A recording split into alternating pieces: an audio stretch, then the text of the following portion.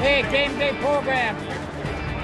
Game day program. Sunny and cool here on the north side today as we're set for Cubs baseball. It's the Hyundai leadoff man on WGN Sports. The Cubs try to avoid the 3-game series sweep as they host the Cincinnati Reds.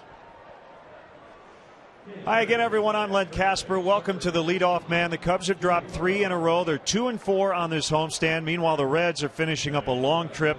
4-5. They're trying to finish their trek at 500. Let's check out the highlights from a tough loss yesterday afternoon here at Wrigley Field. Derby Day at the ballpark, and on the very first pitch, Shin-Soo Choo off Jeff Samardzija into the basket and left. Quickly 1-0 Cincinnati, but the Cubs would come right back in the bottom of the first. Tony Cingrani, the left-hander. Alfonso Soriano with career homer number 374, 2-run shot. Cubs lead 2-1. Third inning, Soriano comes up yet again with a man on and hits home run number 375. Now 70th on the all-time home run list. Cubs leading 4-2, and it looked like it was going to be a very good day for the Cubs. Jeff Samardzija was pretty good yesterday. A high pitch count got to him and got him out of the game after 6 innings, a season-high 111 pitches. But again, he left with that 2-run lead. Now 8th inning, Carlos Marmol struggling as he hits Brandon Phillips to load the bases. And then Hector Rondon is in. Jay Bruce with a base hit to make it 4-3. Reds within 1. Todd Frazier with a sacrifice fly to right.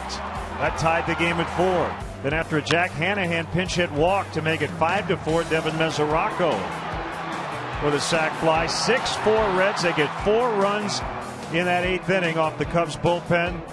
Aroldis Chapman comes on and saves it.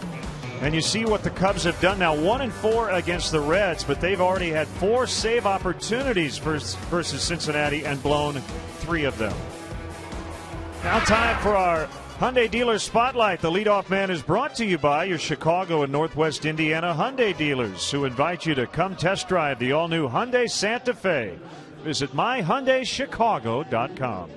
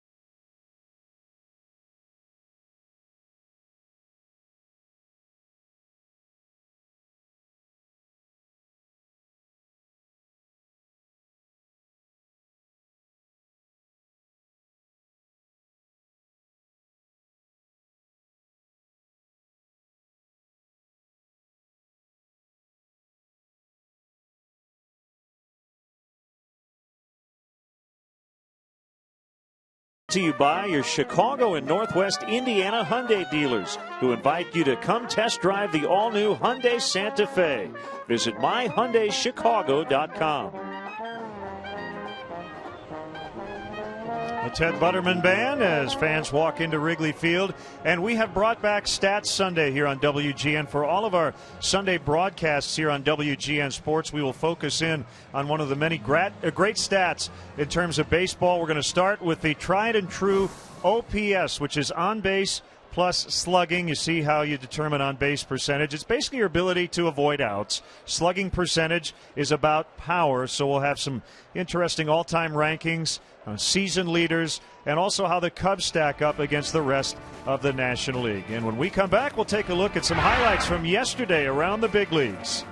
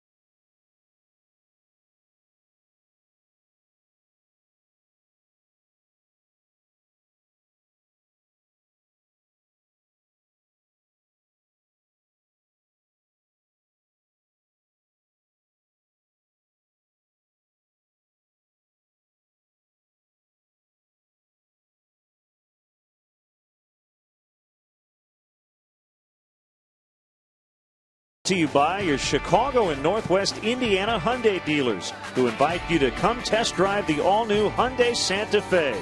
Visit myhyundaichicago.com. Pretty interesting. The Cubs today hosting the Reds, the Rangers tomorrow, and then the Cardinals come in Tuesday night. Let's take a look at some interesting highlights from yesterday around Major League Baseball. Always fun when the Dodgers and Giants get together. High and deep to left. This baby is out of here. And the Giants have done it again. I do not believe it. Guillermo Quiros with that walk-off home run. Tigers and Astros. Detroit 17-2 over Houston. Miguel Cabrera 4 for 4, 2 homers. He knocked in 6. He's hitting a cool .390 on the season, and the Astros now 8-23 have lost 5 in a row. And Detroit now winning 3 in a row as they get their 18th win, leading the American League Central by a half game over the Kansas City Royals. Mention the Rangers coming in for a makeup game tomorrow night here at Wrigley Field. Ian Kinsler with a home run. Daniel Nava had no idea where this ball was. Look at the Red Sox left fielder. That ball ended up way out of here. And the Rangers win 5-1. So we go first to third. Jeremy Guthrie with his first career shutout for the Royals in a 2-0 win over the White Sox. 17 straight starts without a loss. 20-year-old Jose Fernandez, 9 strikeouts and 7 scoreless as the Marlins beat the Phillies 2-0. And lefty Scott Kazmir with his first big league win since 2010. Cleveland over Minnesota 7-3. Matt Latos for the Reds. Edwin Jackson for the Cubs. We'll have it for you next.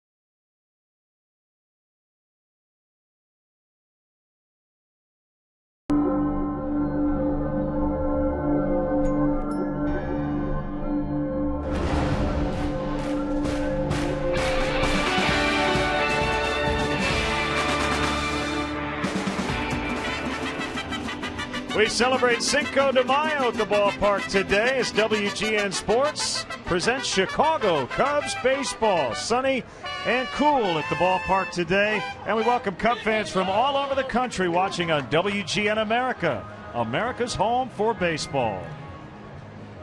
Hi again, everyone. Along with Jim DeShays, I'm Len Casper. The Cubs have dropped the first two of this series, trying to snap an overall three-game skid. But Alfonso Soriano with 2 homers yesterday, maybe he's ready for that big hot streak. That would be nice. Home runs have been few and far between for Soriano. 2 coming yesterday off Tony Cingrani, the young left-hander for the Reds.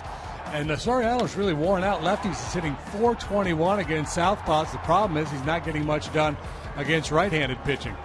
Yeah, the Cubs are scoring runs on home runs. The problem is they're not manufacturing runs right now, but you see Soriano only had 1 homer going into the game yesterday. He's in the lineup cleaning up once again. Edwin Jackson still looking for that first win. And he needs to step up in a big way. The Cubs really need a sterling performance for him today because they're up against Matt Latos, who's been outstanding. You take a look at his breakdown. He's been good against the Reds in his career with a .257 ERA. So far here at Wrigley, he has really struggled. Matt Latos, probably the hottest starting pitcher in baseball right now. He hasn't given up anything over the last 17 frames. Including 1 sterling performance against the Cubs on the last road trip in Cincinnati, where he worked 7 shutout in that ball game.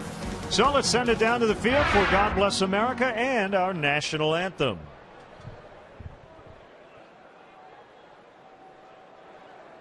Ladies and gentlemen.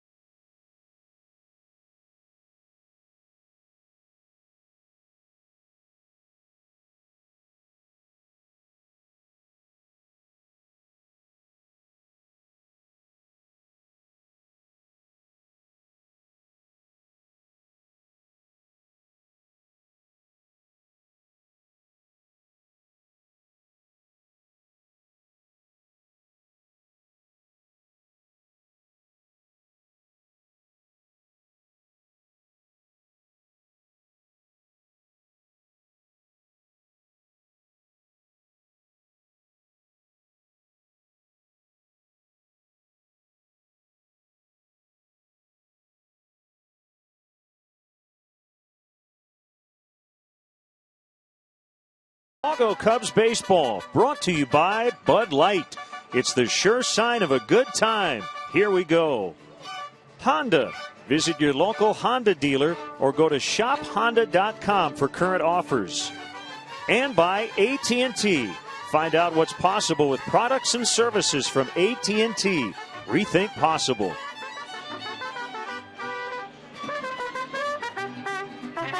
Today's game is available in Spanish on your SAP audio setting, provided by WRTO, La Tremenda, Chicago's Spanish language sports leader.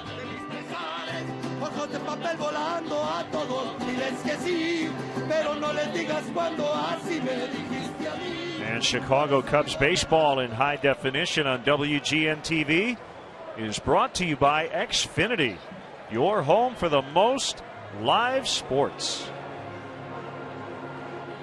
Mariachi band outside of the Captain Morgan Club here at Wrigley Field.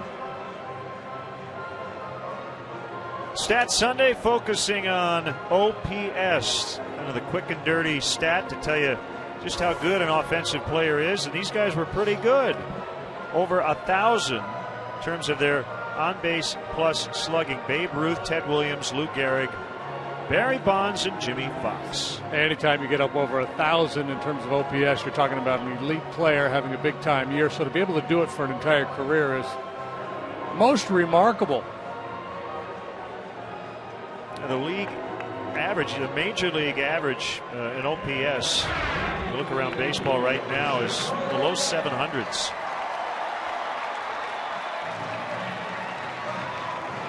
Let's get the Reds starting lineup. Shin-Soo Choo leading the Reds in OPS. A lot of that is his on-base percentage. Zach Cozart, the shortstop. Joey Votto, always among the league leaders in OPS. Phillips, Jay Bruce in right, Todd Frazier at third. Xavier Paul is in left. And the battery goes 8 and 9, Mesoraco and Latos. Who's where for the Cubs today? We'll take a look at this club defensively. It's brought to you by Toyota. Let's go places. Soriano to Jesus, Shearholtz left to right. Albuena has been steady at third. Castro and Barney in the middle. Rizzo is the first baseman. Deanna Navarro, the veteran backstop, catches Edwin Jackson this afternoon. Edwin still looking for his first win. He's 0-4, ERA of 6.27. Knocked around pretty good last time out by the Padres. And he needs to dial up a good one here today. Crew chief Greg Gibson will call balls and strikes. Hunter Wendelstedt is at first. Mike Estabrook at second, and Alan Porter over at third.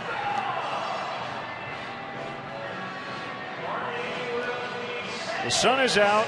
The air temperature not bad. It's 55 degrees, but you've got a north-northeast wind, which is pretty cool right now. It's 6 to 16 miles an hour. And as we get started here with Stats Sunday, the Major League on-base plus slugging going into today is 722. In the American League, it's 733. In the National League, because of that 9th spot with all the pitchers, it's 709. Now, JD, you go back to 2000. The run-scoring environment was very different. The Major League OPS was around, I think, 750. So you need to put a lot of these numbers into the context of the era, your position, and those types of things. Right, so it's fun to kind of compare team by team and position by position, what kind of performance you're getting out of each position. And obviously you expect more power, more on base, more big numbers from corner outfielders, corner infielders than you typically would from a middle infielder or center fielder. The catching position too, it varies widely. Actually, I shortchanged 2000. It was 782. That was the league average, so it's changed a lot here in the last decade plus. So here we go. Jackson against Choo, and after he hit a home run on the first pitch of the game yesterday, he shows bunt and takes a fastball off the plate. Trying to go in with a fastball there, and I think that's what you have to do with Choo. I think middle away, you're doing him a favor. I think you have to try to crowd him with fastballs, force him to turn on the ball, and then if he starts to cheat in there, then you can go soft, which Edwin Jackson really doesn't do. He doesn't throw many change-ups. And he doesn't feature the curveball very much either. He plays a power game, fastball, cutter, and slider.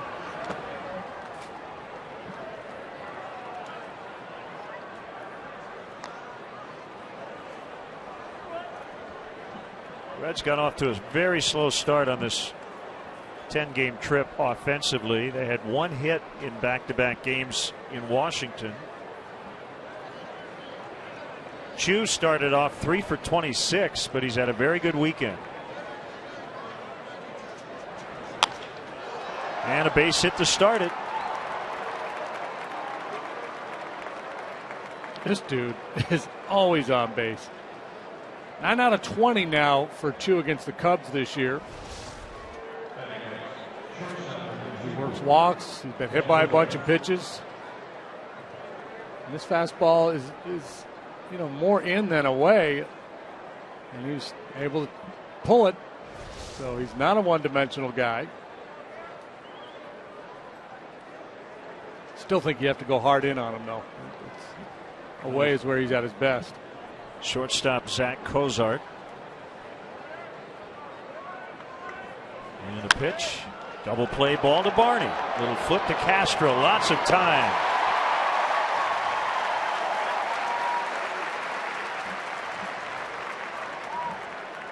Couldn't draw it up any better if you were Edwin Jackson.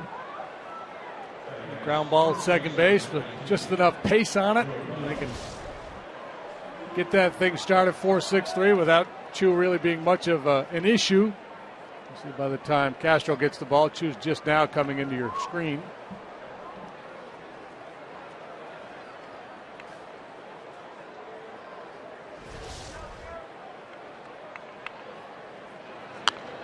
Votto fouls off. 7-game hitting streak, 4 hits in the series.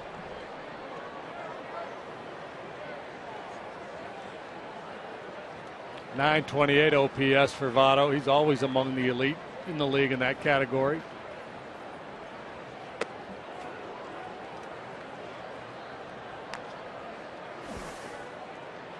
And you look at the active leaders in OPS. Fat Albert, Joey Votto, and Todd Helton. 1-1. Swing and a miss. 1-2. And when I say Fat Albert, of course, I mean P-H-A-T. Right. Fat Albert.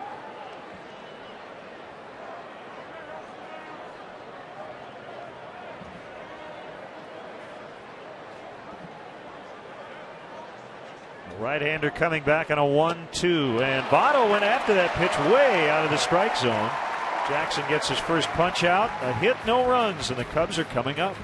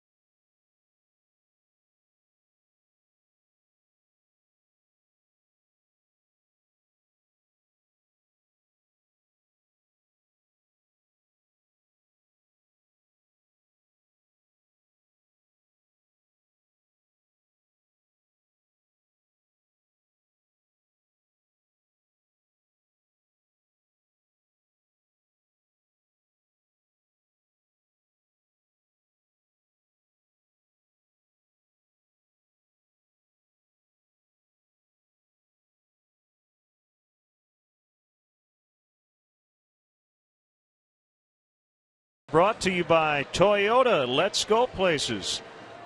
De Jesus, Castro, and Rizzo at the top. Lineups pretty basic for the Cubs against right-handers. The one notable exception, Deoner Navarro, the former Red, is in there. Scheduled day in the lineup, even though Wellington Castillo has a sore ankle after getting hit by a pitch. Defensively, the Reds set up this way this afternoon. Paul, Chu, Bruce. Left and right in the outfield. Frazier and Cozart man the left side of the infield. Very good on the right side with Phillips and Votto, and Devin Mesoraco is the catcher. For Matt Latos, the big righty, 2-0 with a 1.83 ERA. He's made 6 starts. His first 4, he got no decisions. He won his last 2. He's pitched really well all season long. Great strikeout to walk ratio. 37 punch-outs, only 8 free passes. A whip of 1.09. That's walks plus hits per innings pitched. Great numbers put up so far by the big righty. First Red to have 6 straight quality starts to begin a year since Mario Soto in 1985. As DeJesus takes a strike.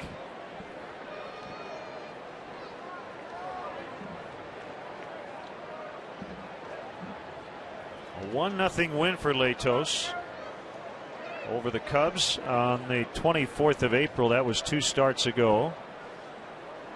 7 shutout innings and then 6 in which he blanked the Cardinals in a 2-1 win in his last start.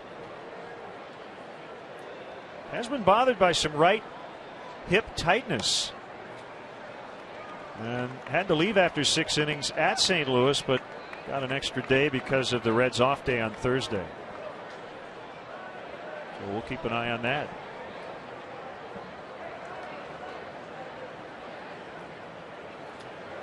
1-1 curve drops in nicely. He got a nice mix of pitches. He's got a good heater, but he doesn't try to throw it by you. He'll kind of pick with a 2-seam fastball. He also throws a cutter. He's a good slider and curve. Straight change. Born in Virginia, went to high school in South Florida, Coconut Creek, and then attended Broward Community College. 10 games over 500 with a 332 for his career. His 6th year in the league. He's only 25 years of age.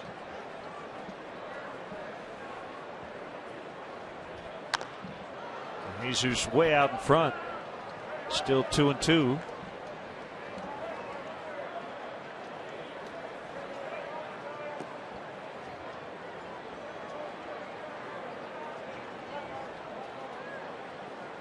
David hitting .333 since that 2-for-21 start.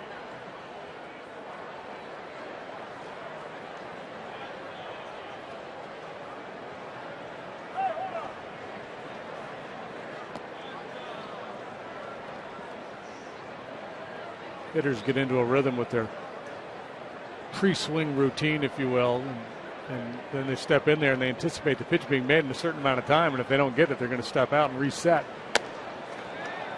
It's full 3-2.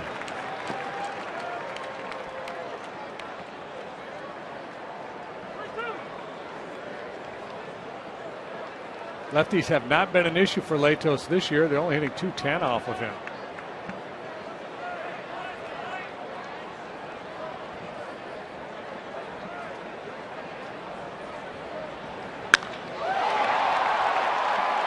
That will be off the glove of Chu as he slides into the wall. DeJesus will hold with a double. Good effort by Chu. That ball took off. Another excellent plate appearance to start a game for DeJesus. Yeah, boy, it's not like a broken record, but time and time again point out that David DeJesus is really, really good in this leadoff role, working deep counts and ultimately putting a good swing on the breaking ball here from Latos. Gives this one a good ride out there towards left center field. Chu sells out, tries to make the play, gets a face full of ivy and brick. And I hang with him. A scraped knee out of it as well. Here's Castro.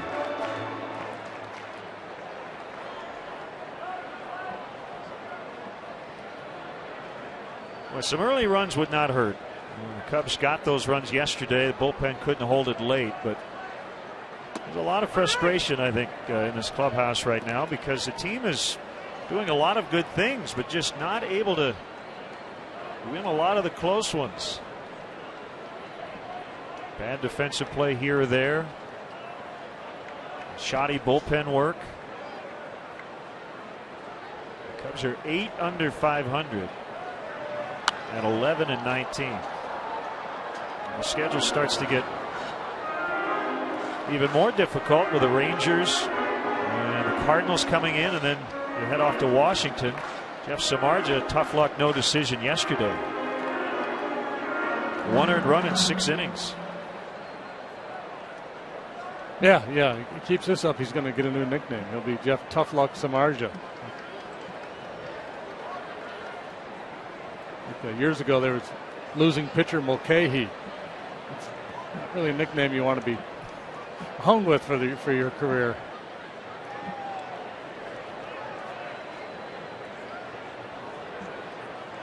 Latos with an 0-2, and Castro went around. It's out number 1.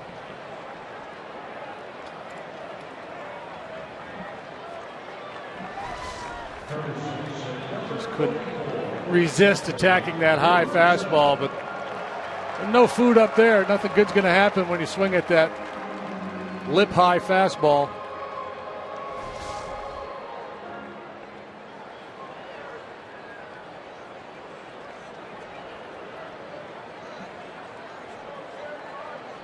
Now Anthony Rizzo.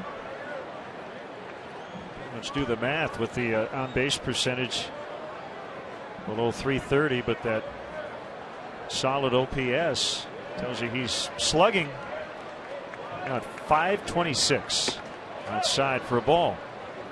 Yeah, ideally you want the whole package, right? You want Joey Votto. Here's Anthony, where he ranks among major league first basemen. Chris Davis, who's gone off for Baltimore, big numbers. Reynolds and Fielder as well. Anthony 10th now among big league first baseman.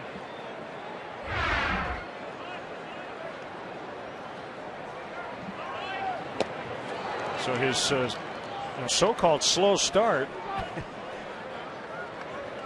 I think, has been legit. He's had some stretches where he's really struggled, but you put him in the top third among first basemen in OPS, you'll take it. It's still, yeah, a very young player, still developing.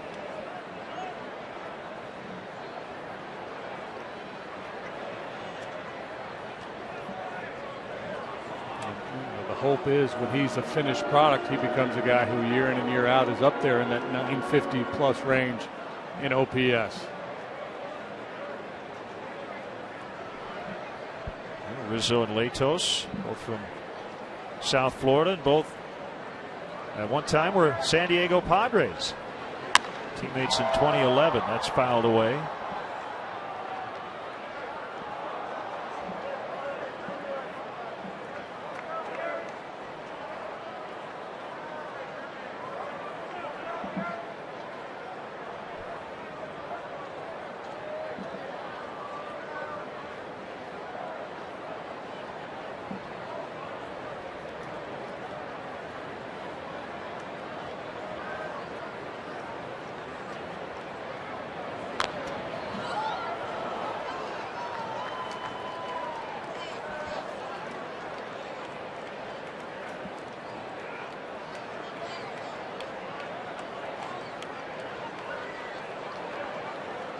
To see the sun shining for the second consecutive day. A dreary Friday, but last 2 days very nice here in early May.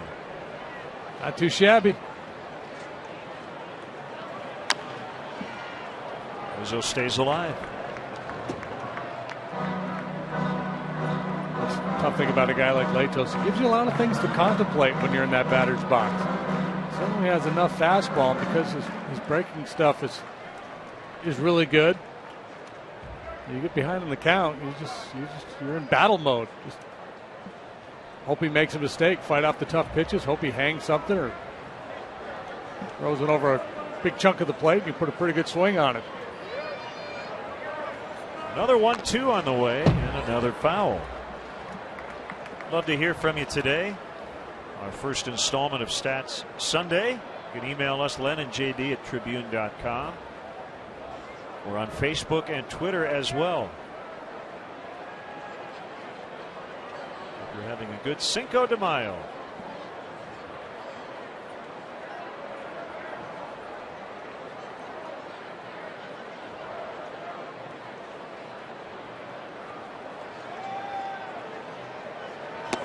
Swing and a miss on a heater.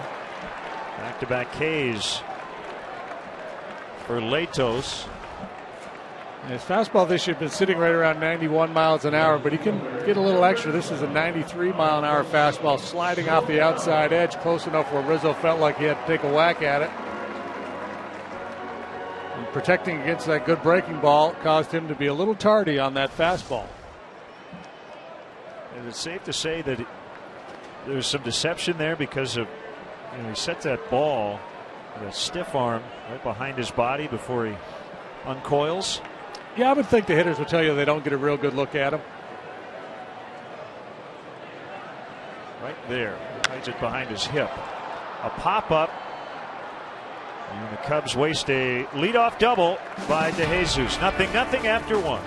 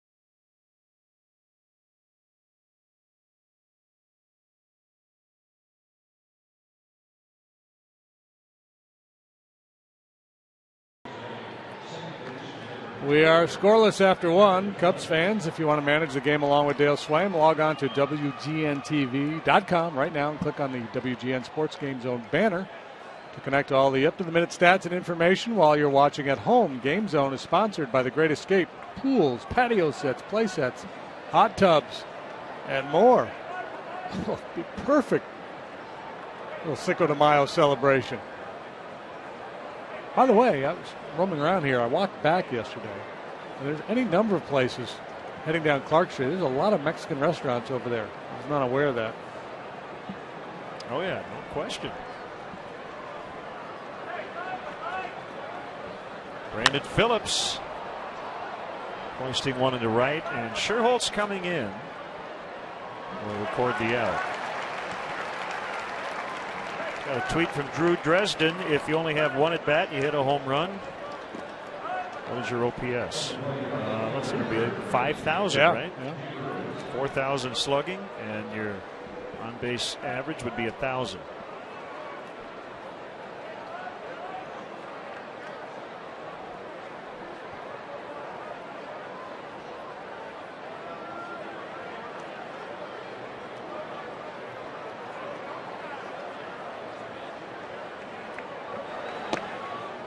Jay Bruce with a very evil OPS. And really, from his point of view, it's really evil. Yeah. He's not a whole lot going on yet this year. Very streaky power guy. That one against the Cubs on the road trip in Cincinnati, and thought maybe that would be the start of something for him. But there he sits with just one long ball so far.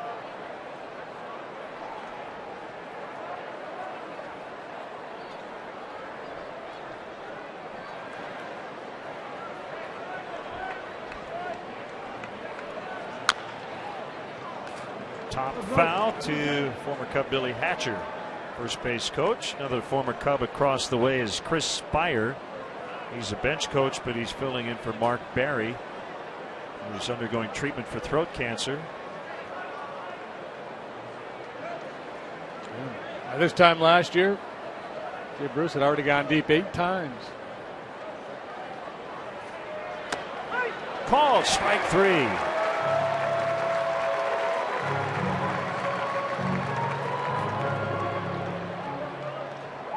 Come on out and enjoy a game here at beautiful Wrigley Field. The Texas Rangers are in for a rescheduled makeup game tomorrow night at 7:05. Tickets are available for tomorrow's game as well as the following 2-game series against the St. Louis Cardinals. Purchase tickets, visit Cubs.com. Rookie righty Nick Tepesch will face Scott Feldman, the former Ranger, tomorrow night on WCIU, and then WGN Tuesday night. Cardinals and Cubs. Lance Lynn is 5-0. He'll face Travis Wood. He comes in with a 2.50 ERA. The series and homestand will wrap up on Wednesday afternoon.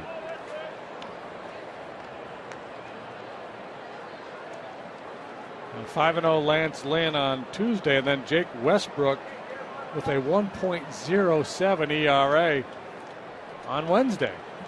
Cardinals rotation has been better than any in baseball. Bullpen struggling. Young kids have really stepped up in that rotation with Chris Carpenter being hurt. There was had to be a pretty high level of concern over there in St. Louis, but those young guys have really done well. Edwin Jackson, at least this year, it's all been about getting ahead in the count.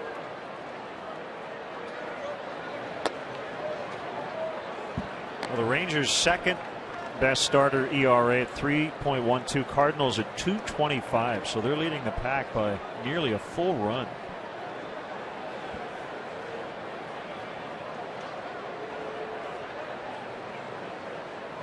Dangerous pitch here. The 3-1 to Frazier is a strike. Give him a little slide piece. Don't want to give in.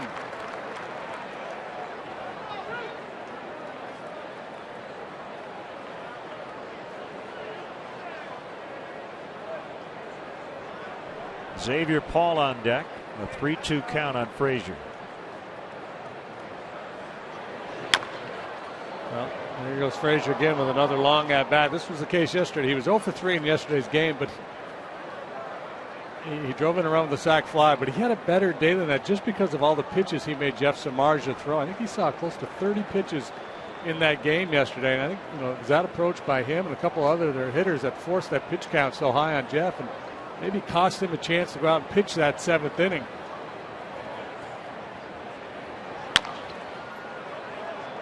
Forced Dale Swaim to go to the bullpen maybe an inning sooner than he would have preferred. And that's where things got away.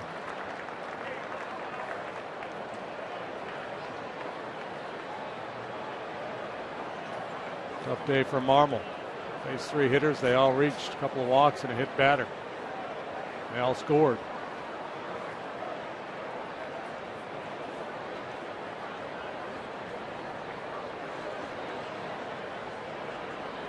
Another 3-2 and a ground ball base hit.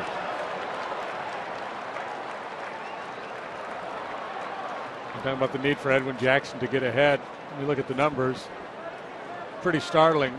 When he gets ahead 0-1, after that, league hits 156 against him. If he falls behind 1-0, after that, they hit 357.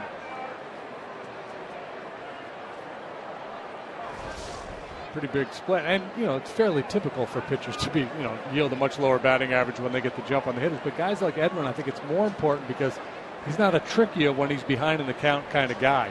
Not that guy who's going to throw that 2-0 splitter or changeup and get you out on the front foot and pop you up very often.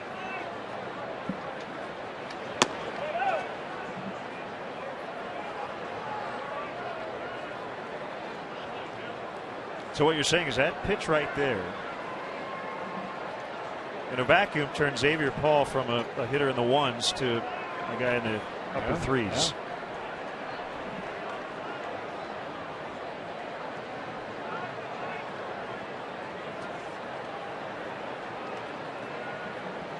Short lead by Frazier as Paul takes ball 2. Ooh.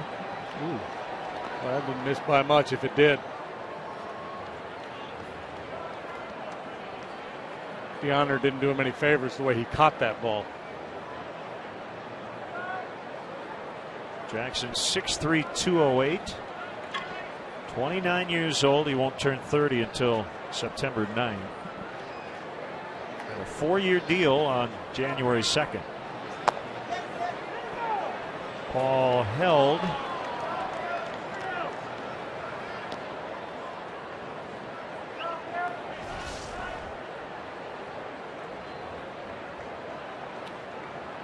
Yeah, it looked like he was able to check it.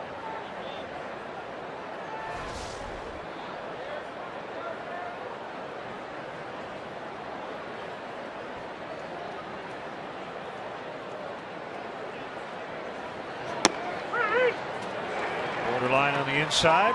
3-1. You look at Jackson's numbers. He's striking out a lot of guys. Maybe giving up a few more hits than he would like, but only 2 home runs. Walks have been a big time problem, however, and a lot of deep counts. Pitch counts up. And Dale, talking before the game, made the point. He's made it a couple times with Edwin now. It just seems like in every start there's an inning that gets away from him.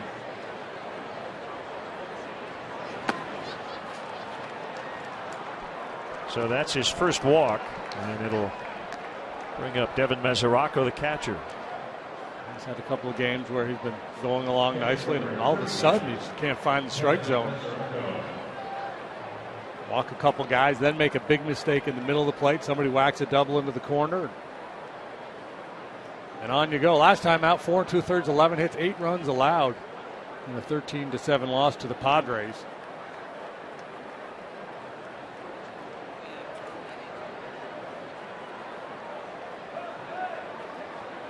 So a 2-out single, a walk, and now Mesoraco. That slider missed badly. Jackson had a start last year with the Nationals on April 14th. Complete game 2-hitter, gave up 1 run against the Reds. 9 strikeouts. He totally dominated them that day. Also had a no decision against them for his career. 1-0 with a 257 in 3 starts against the Porcopolitans. This will get him out of the inning. As Nate Scherholtz camps underneath. Nate will lead off for the Cubs in the bottom of the 2nd in a scoreless tie.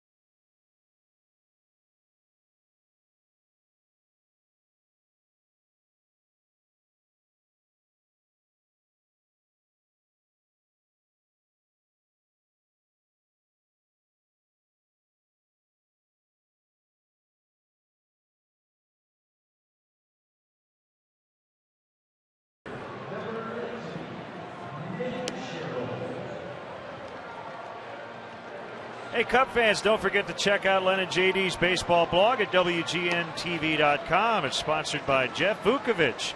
your nationwide insurance agent, serving the area for 34 years. To join the nation, contact Jeff at jeffbook.com. Nationwide is on your side. We've got a lot of OPS info on the blog, including links to more stats fun on the Little League level. Wow, are they keeping building stats? up. Are Yeah. they doing Little League OPS?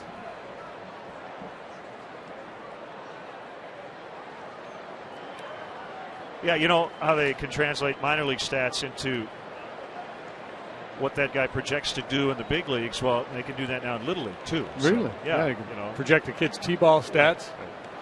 OPS of 3782 when you're 8. Translate into How's that going to play when you're yeah, a big leaguer? Yeah. about 830 by the time you're 24.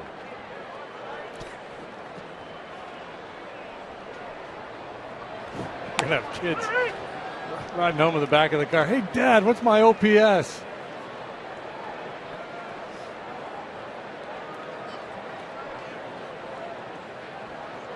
Oh, 1 to Sherholtz, misses low and inside.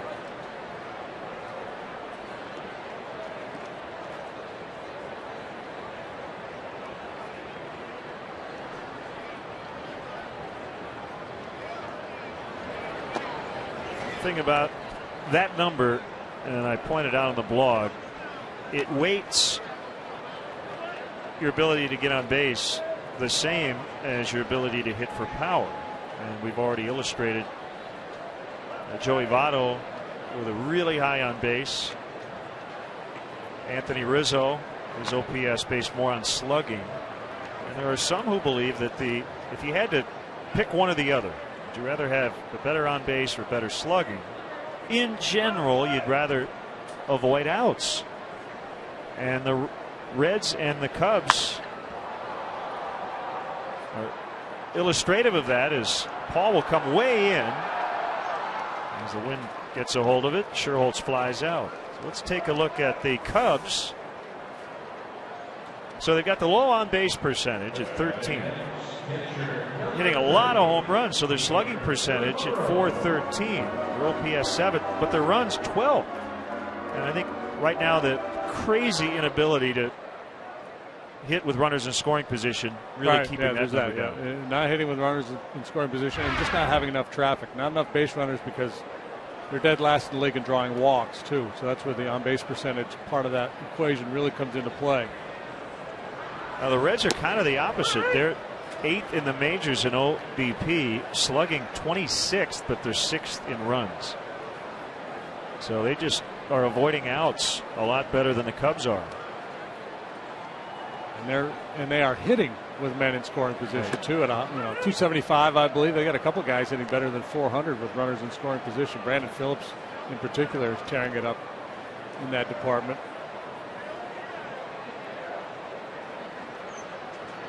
Base runners got to keep pressure on. Need traffic. So the note you had yesterday, when the Cubs give up 4,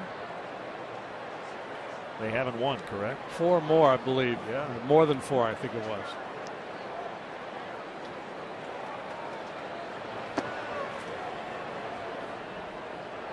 Tough to win consistently. You can't occasionally win a game 8-6.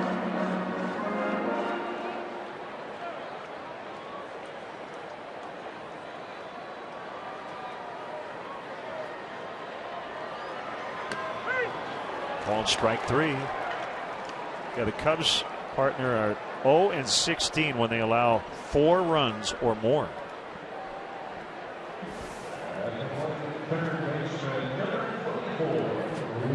I joined the Cubs this Wednesday, May 8th, for the Chicago Cubs Charities Pink Out, presented by Advocate Healthcare. In an effort to celebrate survivors and raise breast cancer awareness, we encourage all fans to wear pink to the ball game. That should be fun. All fans in the Budweiser bleachers will receive this unique pink Cubs hat as they enter the gates. Cubs.com for tickets. How about this weird one? The Cubs' season high in runs is 7. They've done it twice against the Giants and the Padres, both times at home, and they lost both games. 10-7 Giants, 13-7 Padres. So that's it, right? You just They're not brother-in-law very good either. You know, when they score a bunch of runs, the pitching breaks down.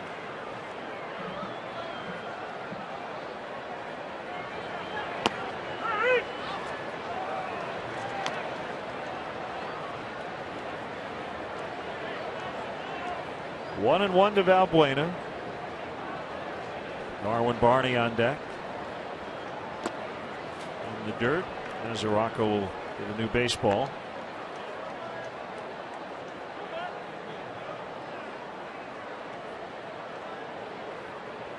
Valbuena brings a little pop to the bottom of the Cubs order. 2 outs, nobody on. That's what you're looking for. A little extra base knock.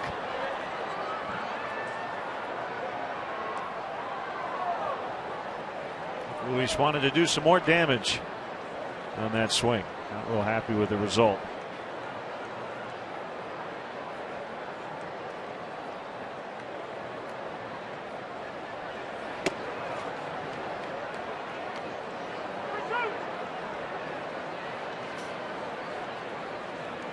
Gibson pretty active back there. You can pick him up pretty clearly on our field microphones, yelling out the count just about every pitch. Out front that time and line foul. I tried to double up inside on him. First one pushed him off the plate, then took another shot in there, and Valbuena was ready for it. He's displayed a pretty quick bat on the inside fastball this year. He put a good swing on this heater from Latos, just couldn't keep it fair.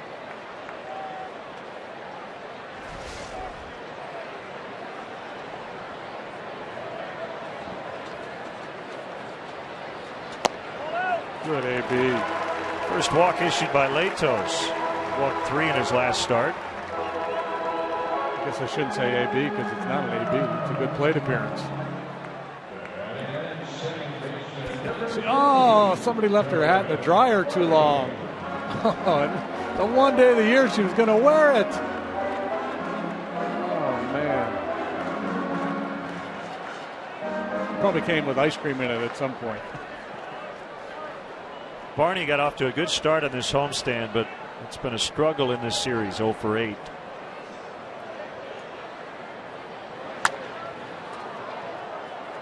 Fouls away.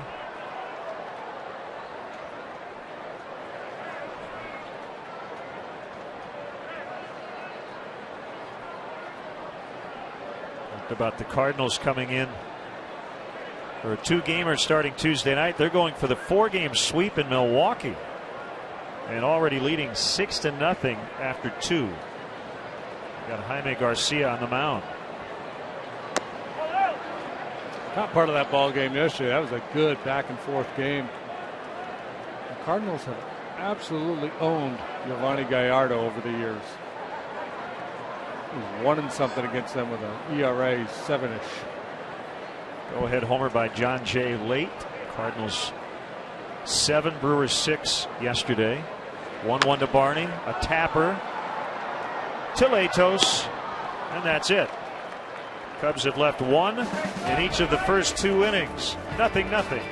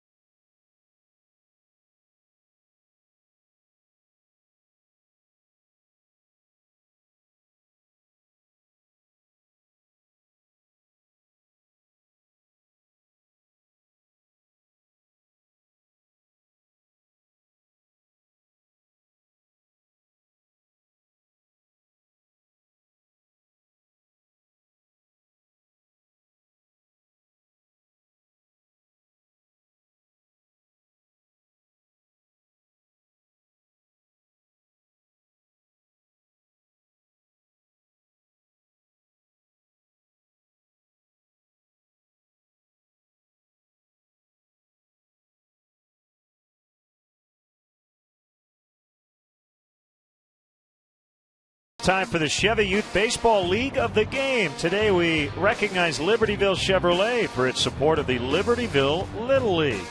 Libertyville Chevrolet and your Chicagoland and Northwest Indiana dealers are supporting over 30,000 young ball players in their communities through the Chevy Youth Baseball program.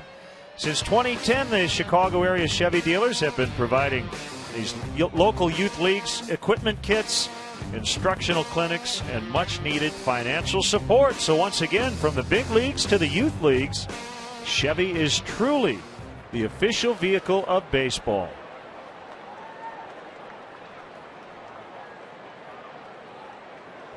Beautiful Wrigley Field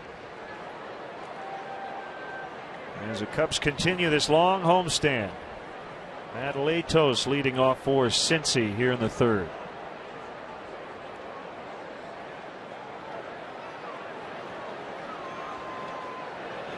Kind of has the Starlin Castro stance at home plate. A little longer version of him.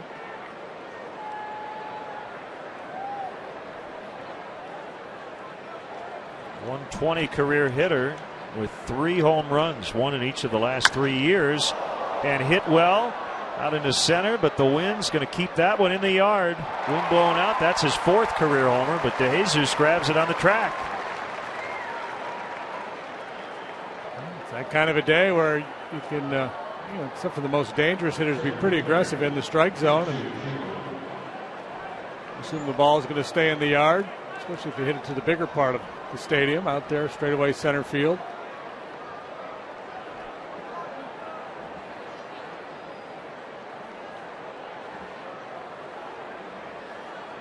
There's Chu, signed with the Mariners back in 2000. Came up to the big leagues in 05.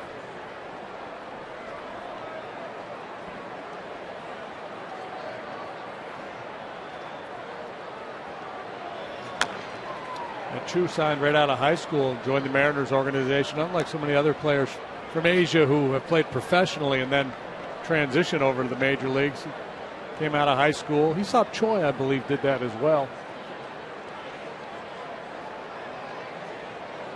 Mariners traded him to Cleveland July of 06 and then came over as part of a 3-team deal in December from the Indians to the Reds. These are his Chu shoes.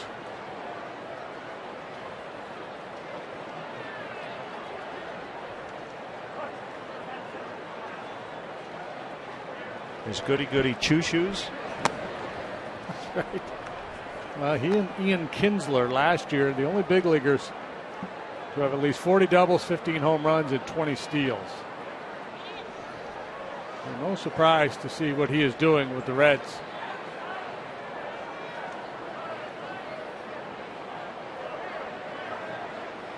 Has not yet been an all-star, but keeps this up. He's a no-brainer. A little cut fastball sitting on the inside corner from Jackson.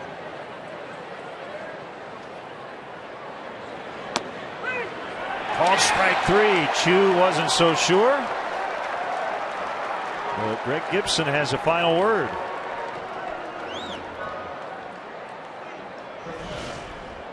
Backdoor breaking ball here. Didn't make the pitch he was trying to make. And nice job there by Navarro, cradling that ball and giving Gibson a good look at it.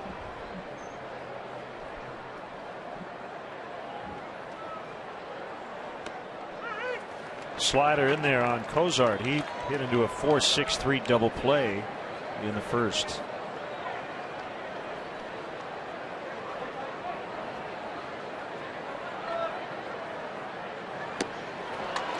Another slider, swing and a miss.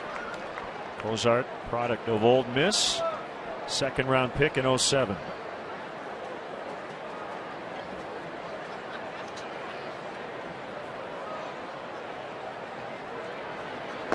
Dusty is stuck with him in that 2 spot. Ryan Ludwig got hurt on opening day, so that forced Dusty to put Brandon Phillips in the cleanup spot.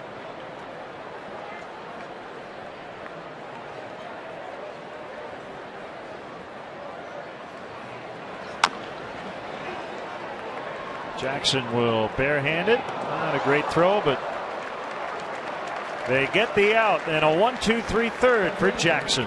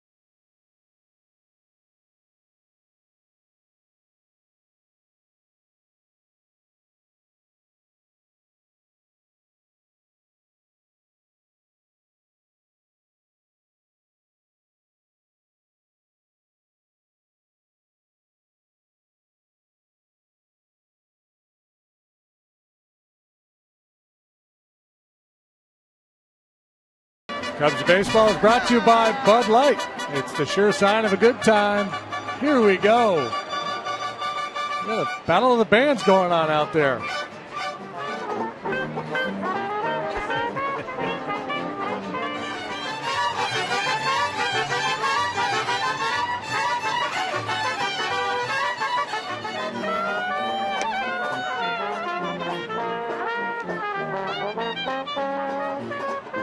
Nice. Good fun at the ballpark. We got both kinds of music, country and western. Mm-hmm.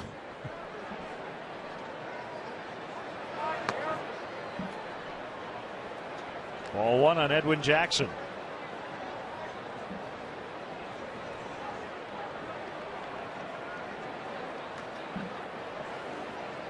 Leadoff double by DeJesus in the first. 2-out walk. Luis Valbuena in the second. The Cubs base runners early.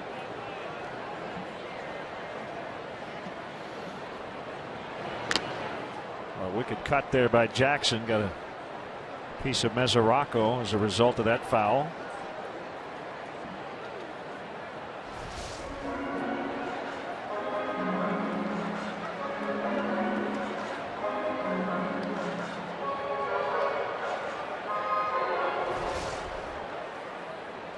Gibson buying Mesoraco a little time, having a little chat with Latos and cleaning off home plate. Professional courtesy there between members of that mask wearing union. Swing and a miss, strike three. Let's step aside and see what's coming up on WGN.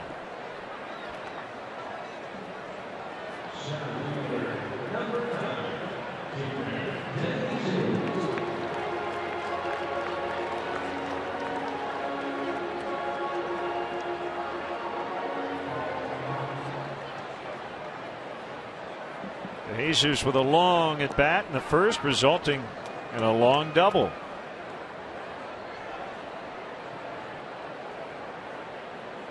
Ready for a home run into the bleachers.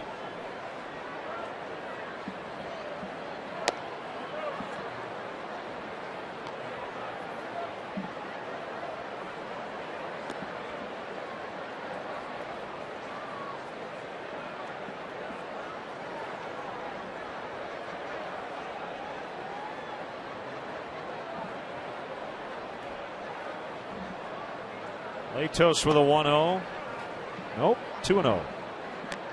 Lato's taking a page out of Satchel Paige's book in the first after DeJesus' double. Satchel famous for saying, "There you is, and there you is going to stay." And that's exactly what happened with Davis.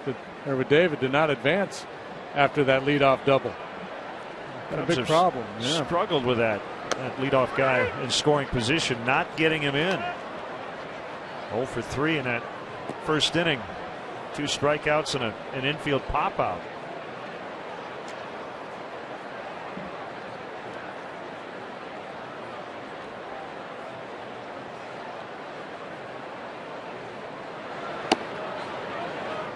Flinch there by Greg Gibson. 3-1. Flinch from the umpire, a double take from the pitcher. Lito's very animated guy. We saw it in Cincinnati, and always talking to the umpire between innings.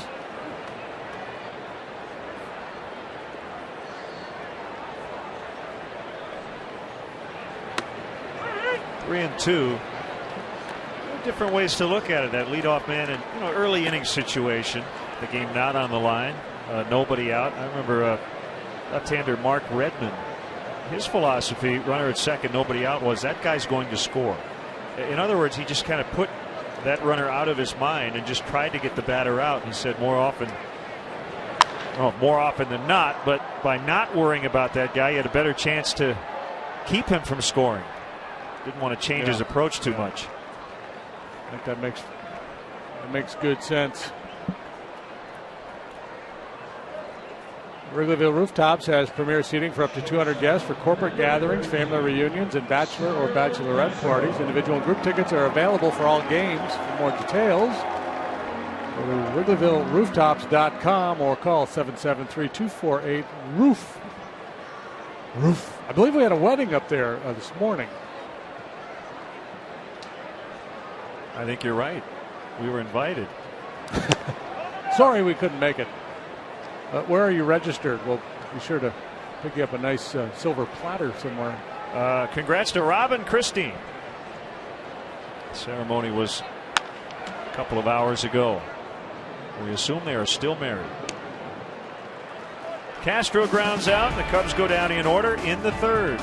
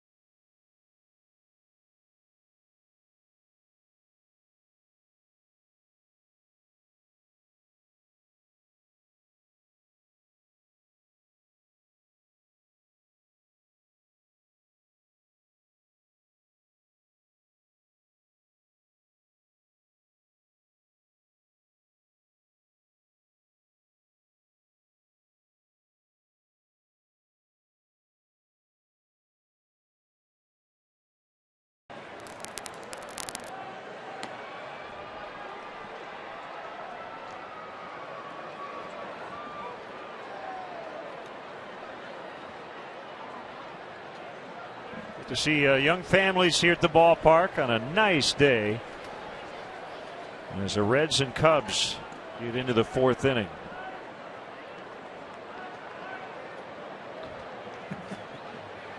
That's good stuff.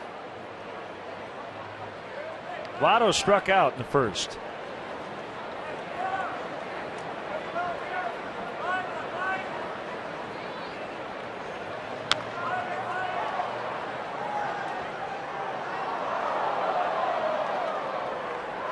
Edwin's fastball command has not been particularly sharp today, but his slider's been good.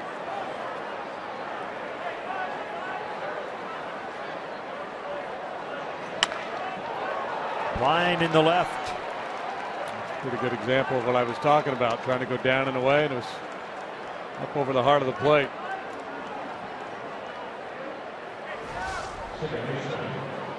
This is Tony Gwynn-like right here.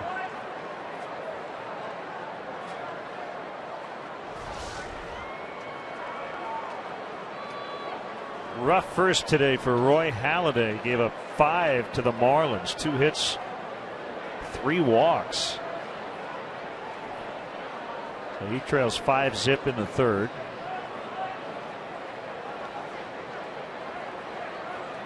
His ERA is in the high 7s.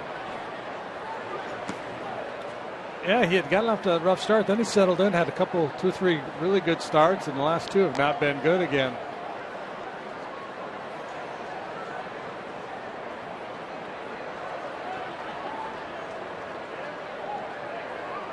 Kevin Slowey on the mound for the Fish today.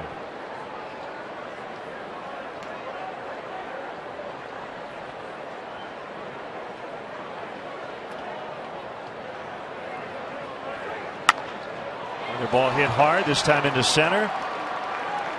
Lovato and Phillips with back-to-back singles to start the inning.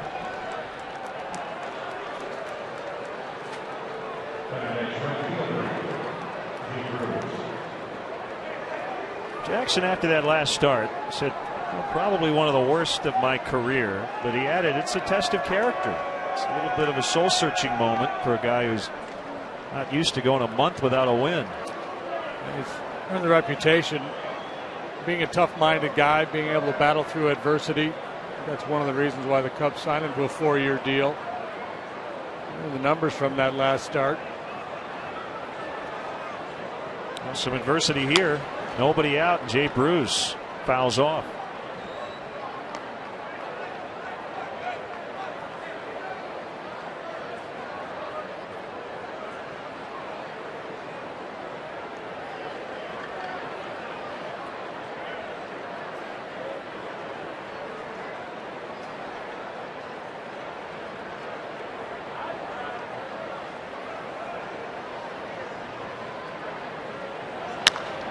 Another base hit, and the Reds will grab the lead as Votto will come around third, Phillips to third, and Bruce will stand at second with a double, 1-0. 3 well-hit balls by the Reds in this inning. Jay Bruce, normally a pull hitter, taking a page out of Votto's book, willing to go the other way, trying to go up and in. And look where the pitch ultimately ends up.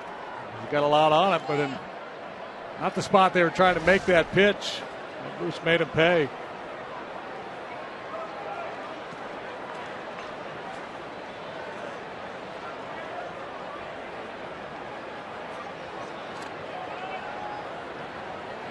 Infield back, ground ball just about anywhere, gets the Reds one more. Well, this goes back to the Mark Redmond conversation.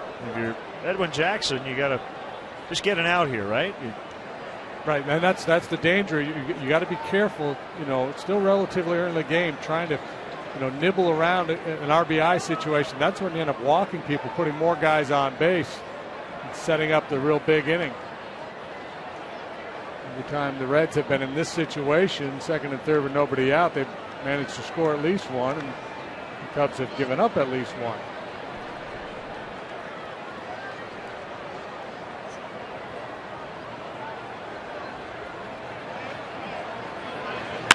Frazier with a ground ball into center. That'll plate Phillips and Bruce. 3-0. 4 straight hits to start this inning.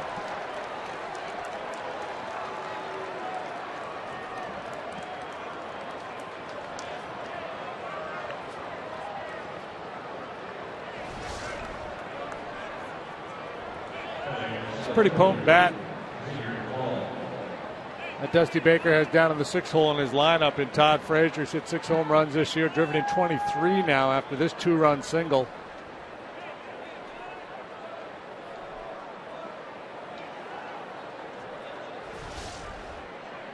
Single, single, double, single.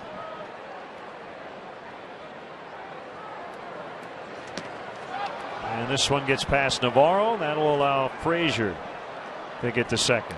This inning looking familiar to some of the other ones that Dale alluded to, with Edwin going along nicely, and all of a sudden a big inning kind of jumps up and bites him.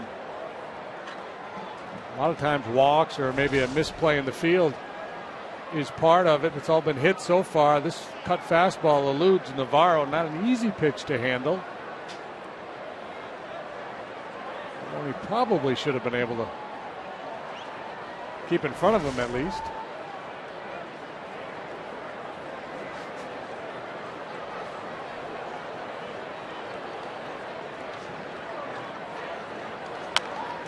Fouled away. And it's 1-1. A wild pitch charge to Jackson.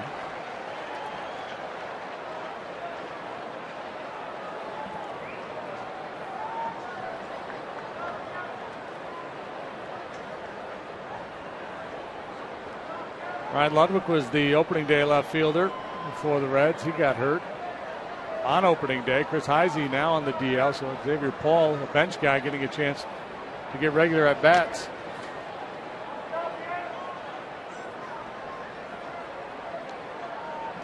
That wild pitch, the 19th charge to the Cubs pitching staff, the most in the majors. That's, you know, obviously pass balls are on the catcher, wild pitches are on the pitcher statistically, but that's a catching stat as well, the wild pitches. It's because, you know, balls in the dirt that aren't blocked, that's where guys advance. Those catchers have allowed 4 pass balls. Yeah, so you combine the pass balls with the wild pitches, and that's clearly an issue. The catching game has to tighten up a little bit.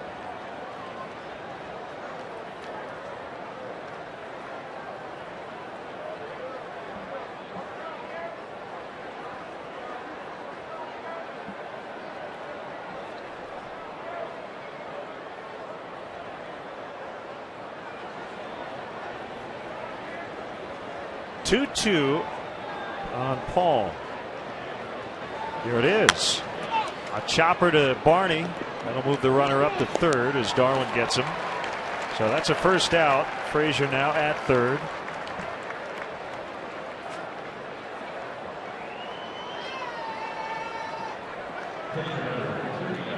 Well, the infield will come in with 1 away. And again, that stat we mentioned, you give up 4 if you're the Cubs, and it's been impossible to pull out a win, so you don't want to give up much more. No, and especially with Latos on the mound, the way he's been pitching lately, the way he's throwing the ball this afternoon, there's a real sense of urgency in that Cub dugout.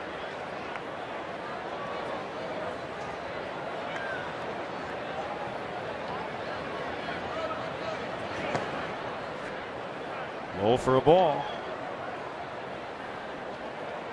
Ryan Hannigan on the disabled list.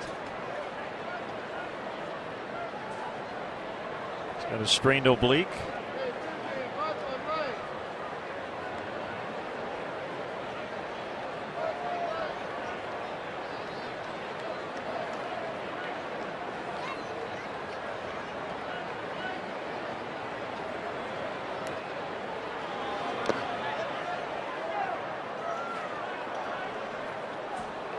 Two and 0.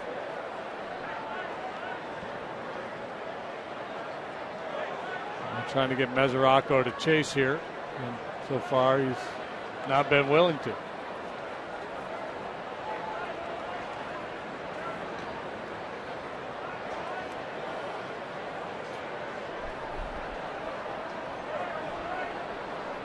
You'd rather be aggressive with Mesoraco, try to get Mesoraco Latos as opposed to Latos and Chu.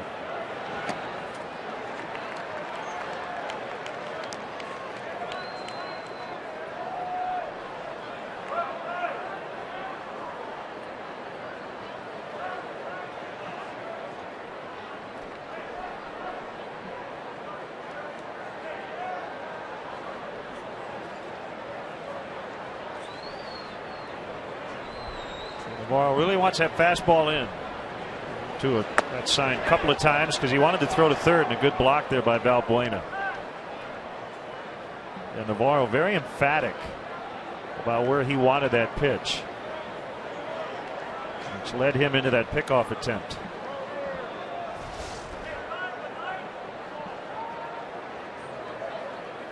He wasn't thinking about trying to frame a pitch, get a call, or anything. His designs were on a pickoff attempt at third base, trying to bail his pitcher out of an inning.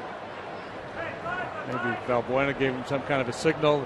Thought they'd have a shot at Frazier.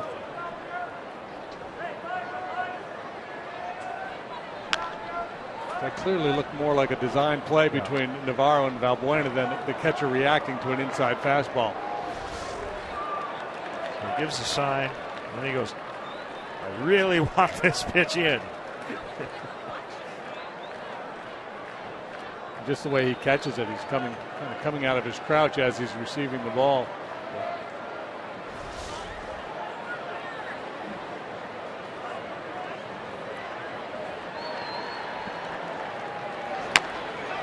Bounced foul.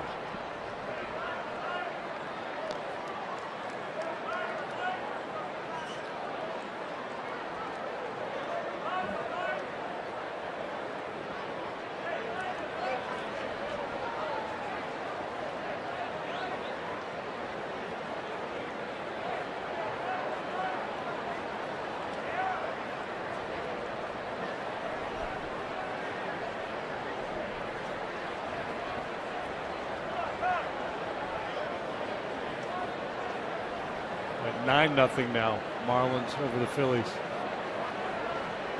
That's a week's worth of runs for the Fish. 2 1/3 for Halladay. Gave up all 9. Strikeout for Jackson. 2 down. Hey fans, you have a group looking for a great spot to enjoy sunshine, baseball, and all you can eat and drink at Wrigley Field this summer? The Budweiser Patio gives you the opportunity to do this in prime home run territory. Bring your best guests inside the ballpark this season. For more information and to purchase tickets for the 2013 Cubs season, call 773-404-4200 or visit Cubs.com/premier.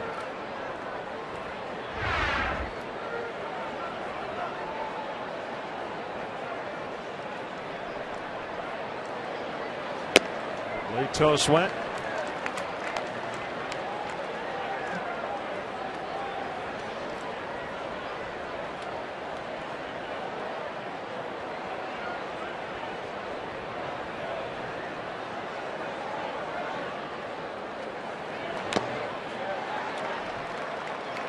Two strikes.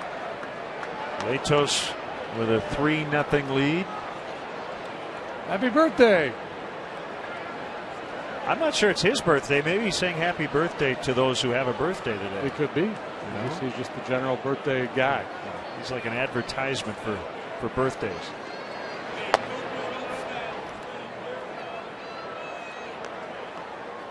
Mazzaraco did Edwin a favor chasing that 3-2 pitch out of the strike zone. Now he does have a chance to finish off this inning with Latos in there, not have to deal with Chu.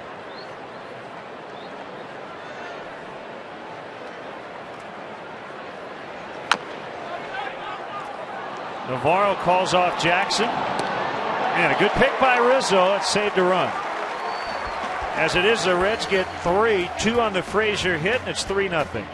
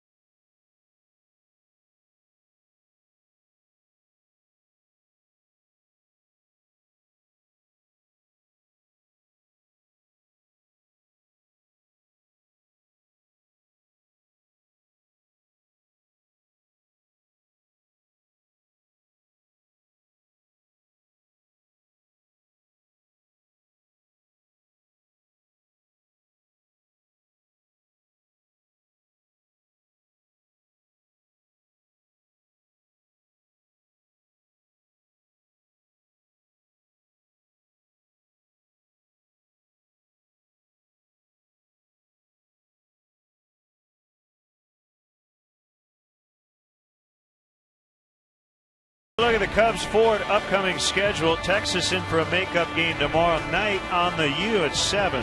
We're back here on WGN as the Cardinals and Cubs will match up at 7. And then 1 o'clock for the airtime on Wednesday. Ford, go further in any one of Ford's many fuel-efficient vehicles. Check out America's freshest lineup at your local Ford store or at localfordstores.com. 3 teams in a 3-day span here at Wrigley Field for the first time in almost 53 years. The last time the Cubs had 3 different opponents here over a 3-day span. 1960. According to Ed Harding. Whether there's been an issue all around baseball, the Iowa Cubs have had 3 postponements in a row, 5 already on the young season.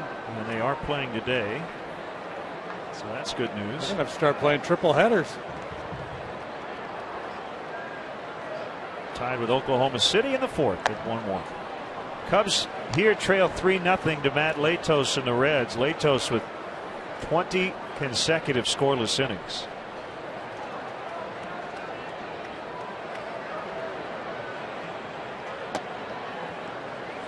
Off the plate inside.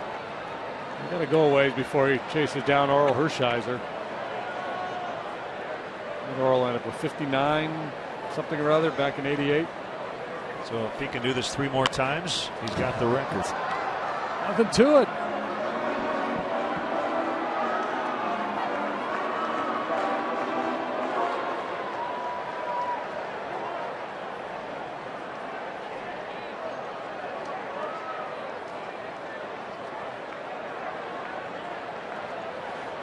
Latos chopping on that gum.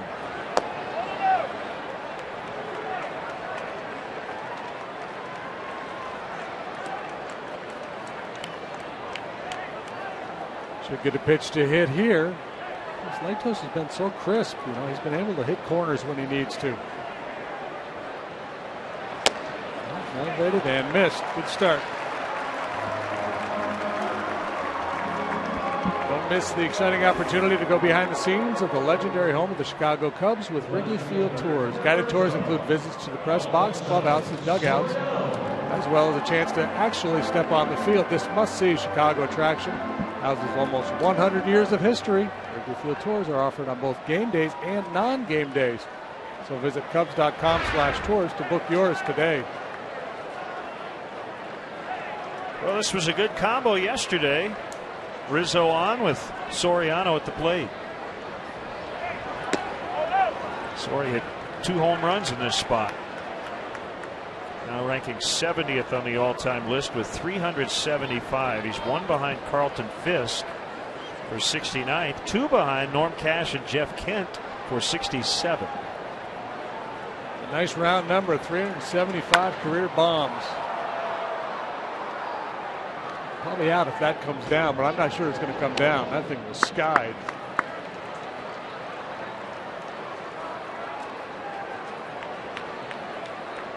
So 1 down, and it's Nate Scherholz. Alfonso now 7th among active players on the home run list. In that Marlins-Phillies game, Adeiny Echeverria with 7 RBIs for the Marlins. He's their shortstop. He was on the DL last weekend when we were in Miami.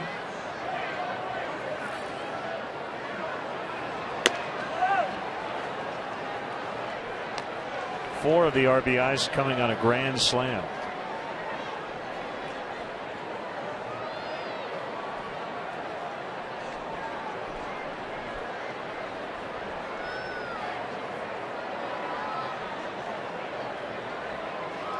Here's Latos on a 1-0. Curve outside, 2-0. A couple of games are late. Minnesota leading at Cleveland 4-1. The Indians have won 6 in a row.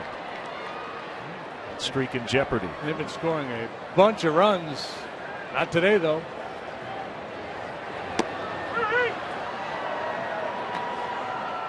Yes, and not consistently scoring runs, but scoring runs in bunches. Huge games.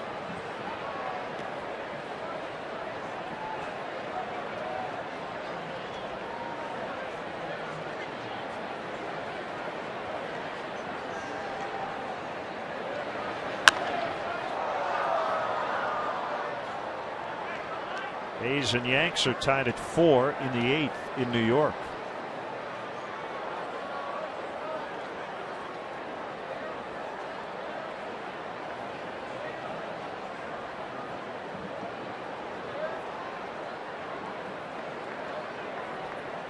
Monson, Cespedes have homered for the A's.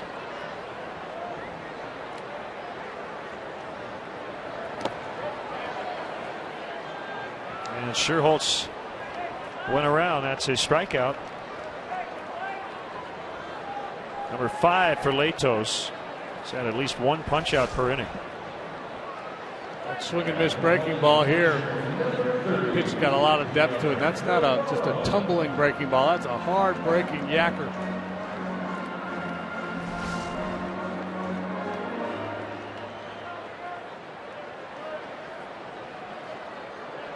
Blue Jays busted out finally, beat Seattle 10-2 to win their 4-game skid. Just their 11th win against 21 defeats. Navarro rolls one past a diving Phillips.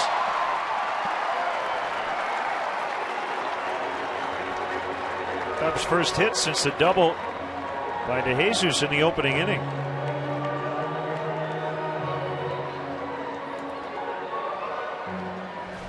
Who's been really good as a pinch hitter, has really struggled in his starting assignments. This time he gets a low fastball from Latos. He'll slip it by Mike Estabrook, the second base umpire, and Brandon Phillips. An opportunity for Valbuena to do a little damage.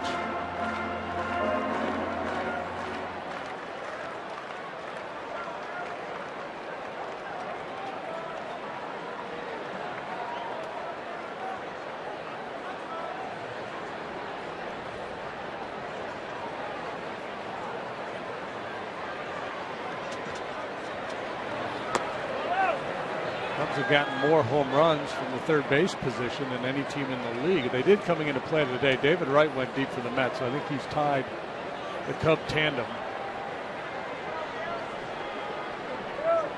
Dale is more than happy with the production both ways from his third baseman, offense and defense. There's a big question mark going into the season. You see the National League OPS leaders among teams in terms of third base position, and the Cubs are in the top 5. So you got David Wright, Pablo Sandoval, the Chris Johnson, Juan Francisco pairing over in Atlanta, all leading the way. And one nice job those two guys have done coming in to replace Chipper Jones. Michael Young with the Phillies. He is a hit machine.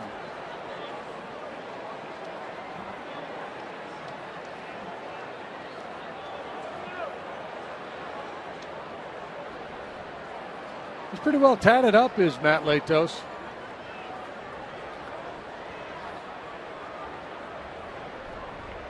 He's among the league leaders in that category in ink.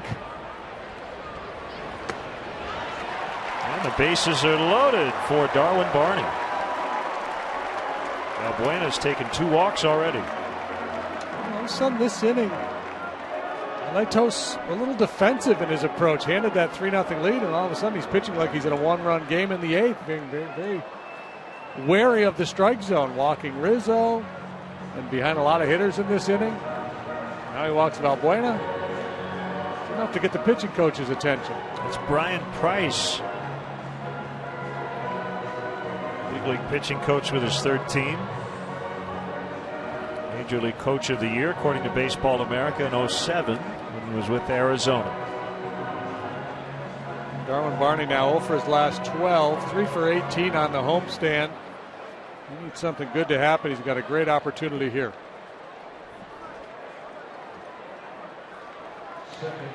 expect out of the Cubs with the bases loaded and 2 outs. They've scored 11% of the time. 1 out of 9 chances. League average about 1 out of 3. Latos will go from the wind with 3 on and 2 down.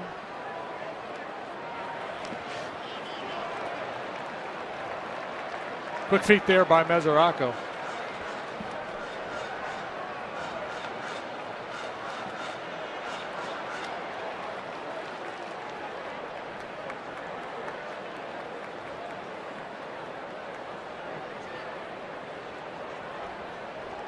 Tough time for a hitter when you're struggling. A chance to get a big knock, get your team back in the game, but you got to make sure you get a strike.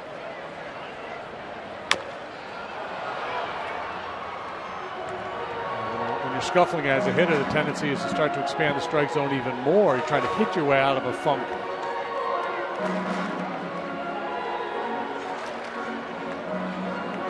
You mentioned Latos, a defensive MO here in the 4th inning. I think that's kind of been Barney's MO here the last couple of days.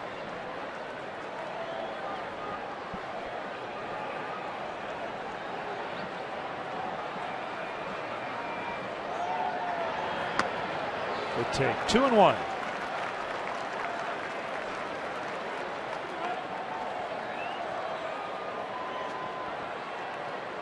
Sometimes you just need a little good fortune. Just hit a little flare somewhere. Fight one off. Get lucky. Squirt one through the infield. Take the pressure off. Feel good about yourself, and then you can relax.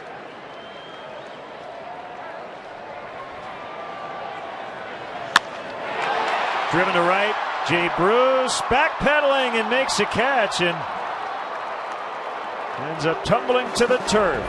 Well, good contact, but the Cubs strand 3.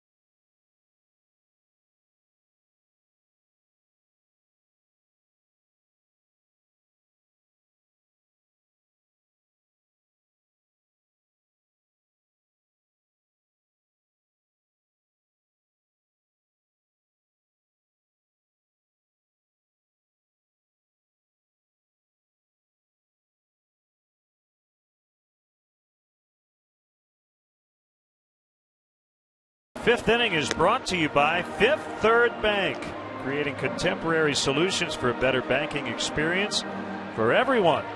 Fifth Third Bank, the curious bank. Member FDIC. So we were hoping for good luck for Darwin Barney, and he gets a little jolt of buzzard's luck. He hit that ball well. Nothing to show for it.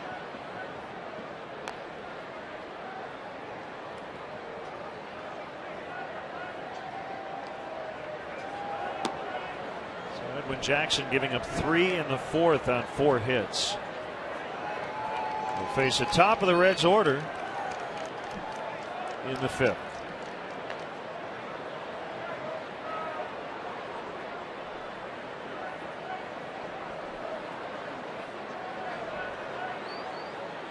Well, I asked a question when Philip Umber took his 6th loss in his last start, if that had ever happened before. 6 losses in April.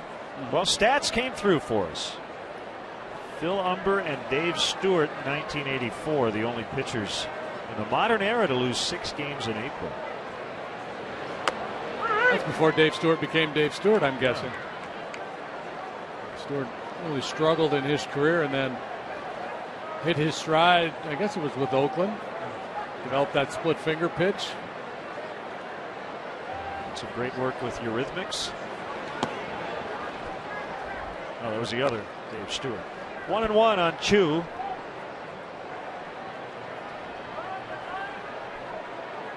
I thought that was Annie Lennox. It was.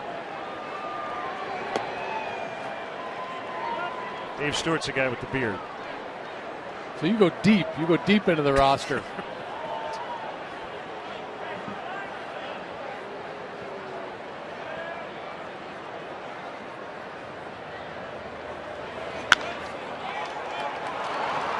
When Barney can't get it, Chu is on for the 2nd time in 3 tries.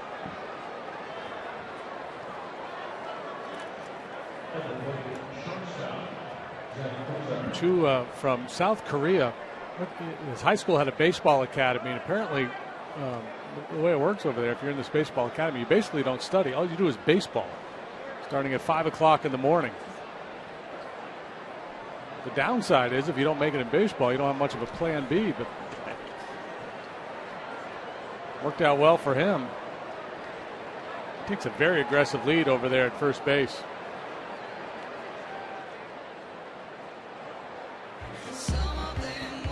There you go, little Dave Stewart. Well, Dave's not singing, but probably wrote it.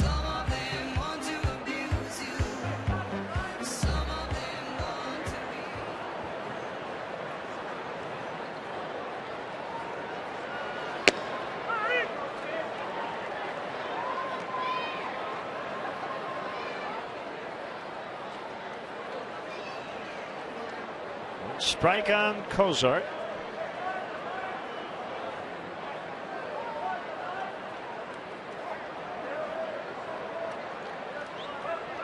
It was co-written by Annie Lennox and Dave Stewart. Swing and a miss. 0-2. It says, unfortunately for Edwin Jackson, looked like a very typical start so far with the Cubs. That one big inning, 3 runs in the 4th. You hope the offense at some point can get to Matt Latos. And Jackson won't give up anything more. And Edwin has not had success here at Wrigley Field as a Cub or as a visiting player. His career ERA here is now up over 8. Was up over 8 before this start today. So he didn't have a ton of starts here, but that's something you want to, you want to start to have some success in your home ballpark, so that doesn't become a mental thing.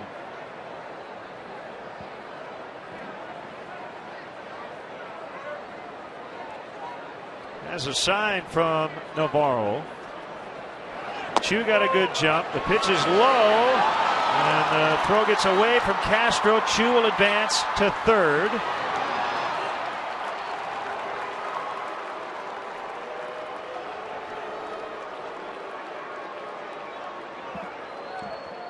Stolen base error charged to Navarro,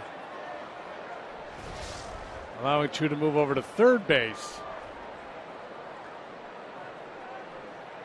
One hop throw that Castro can't corral. Barney had gone over to back up the play, so nobody over on the other side of the infield.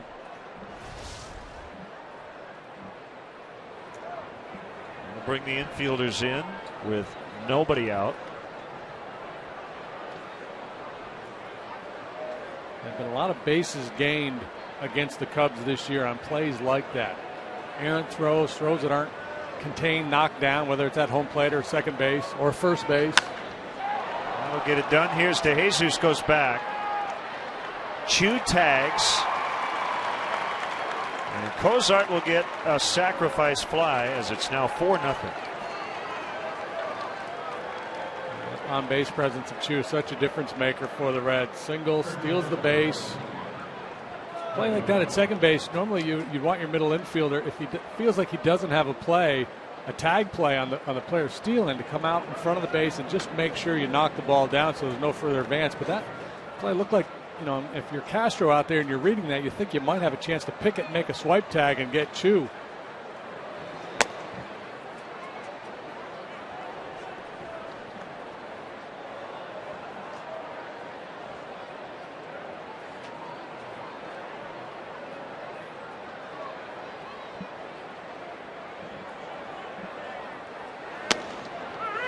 The Reds were not scoring runs, averaging under 2 runs per game coming into this weekend. It was just a matter of time. 6-5 winner on Friday, 6-4 yesterday, and 4 runs already today.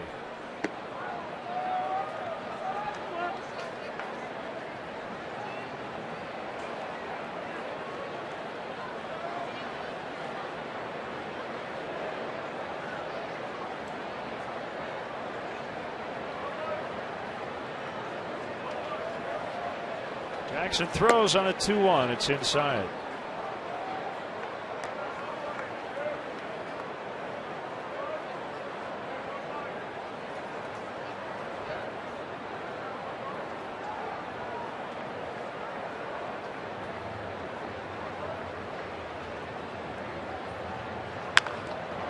Left field, and Votto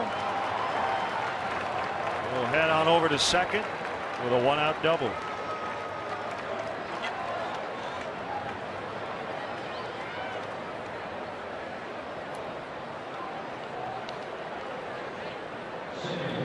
MLB.TV is celebrating 11 years. Hard to believe. Join the millions of fans and subscribe today. Watch every out-of-market game live online on your favorite mobile and connected devices in HD quality with MLB.TV Premium.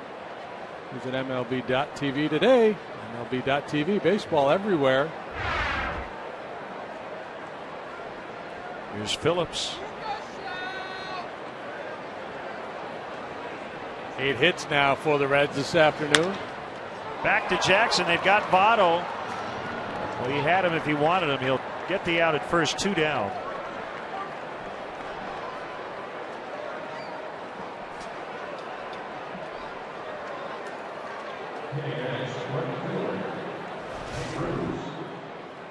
Votto with an aggressive secondary lead. If Jackson spins the other way and looks initially and is in a good throwing position, he's probably got a shot at Votto. After turning this way and then back that way, ultimately made the right play.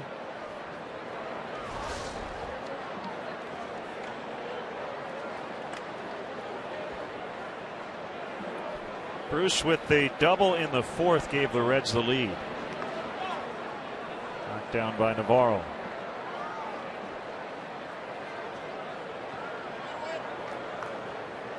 Well, back to Joey Votto with that double. Last year he missed 48 games with a knee injury. He still had 44 doubles. Tied for second in the National League. Blocked by Navarro. Votto was on a 66 double pace, which would have been one shy of the major league record of 67. Earl Webb, I believe, at 67 doubles. 1931. Red Sox, maybe? Boston, yeah, so either the Braves or Red Sox, but I assume it's the Red Sox.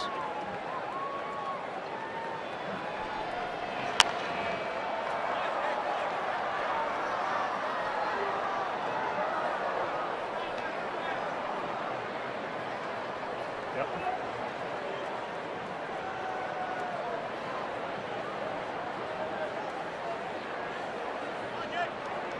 62-90. Boston Red Sox, 1931. I think they had Earl Webb to cheer for.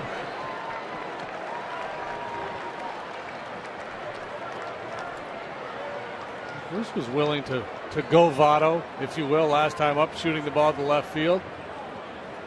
Last swing was a little more typical Jay Bruce. Aggressive, big swing, looking to pull the ball.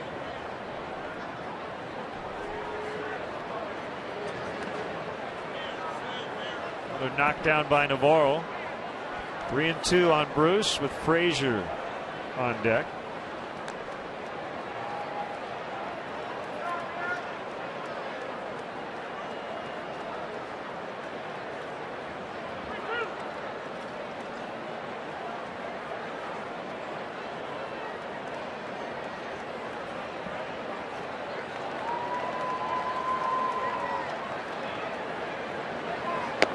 Swung on and missed to end the inning.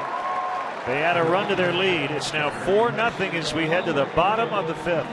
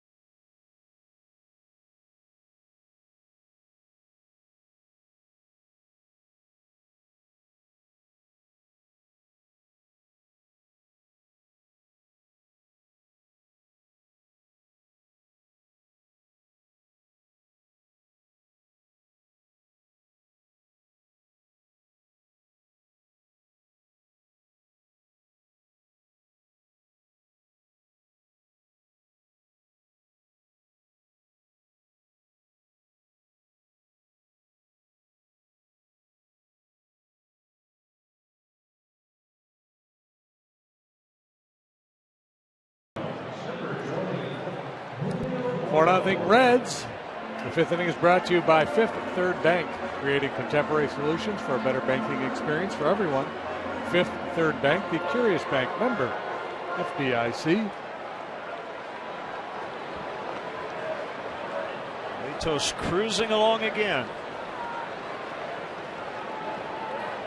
Edwin Jackson's day is done. Julio Bourbon's going to hit. And Carlos Marmol is getting loose in the bullpen. Looks like the Cubs want to get him right back out there. Going to get him straightened out. Took the loss yesterday. And Bourbon takes a strike. That run was earned in the top of this inning. So Jackson, 5 innings, 4 runs all earned.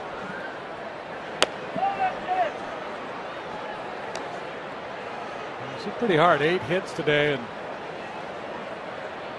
none of them really cheap.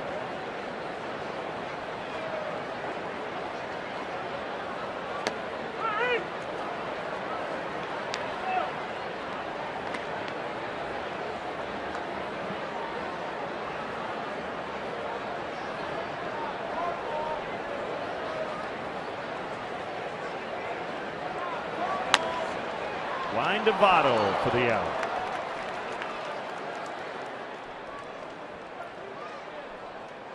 Time now for Xfinity Home from Comcast. The Reds pitch a lot better in the bandbox in Cincinnati than they have on the road. Get peace of mind with Xfinity Home, the total home security and home control solution that keeps you more connected to what matters most.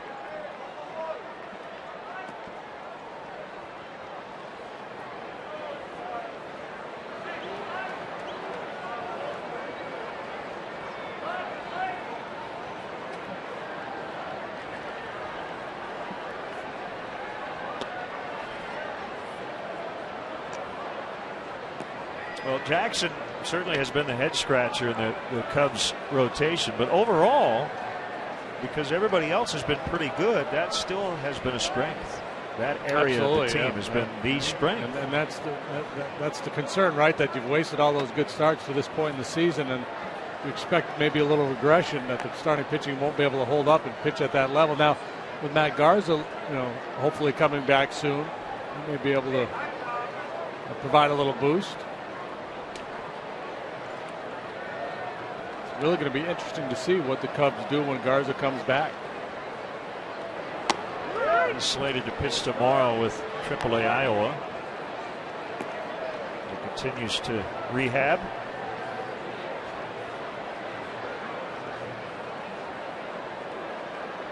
Keeping an eye on the I-Cubs today for Kyuji Fujikawa. Not in the game yet.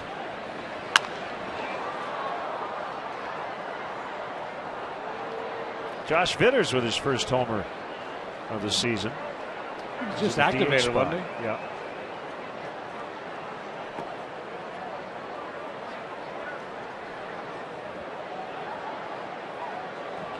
Just his third game of the year.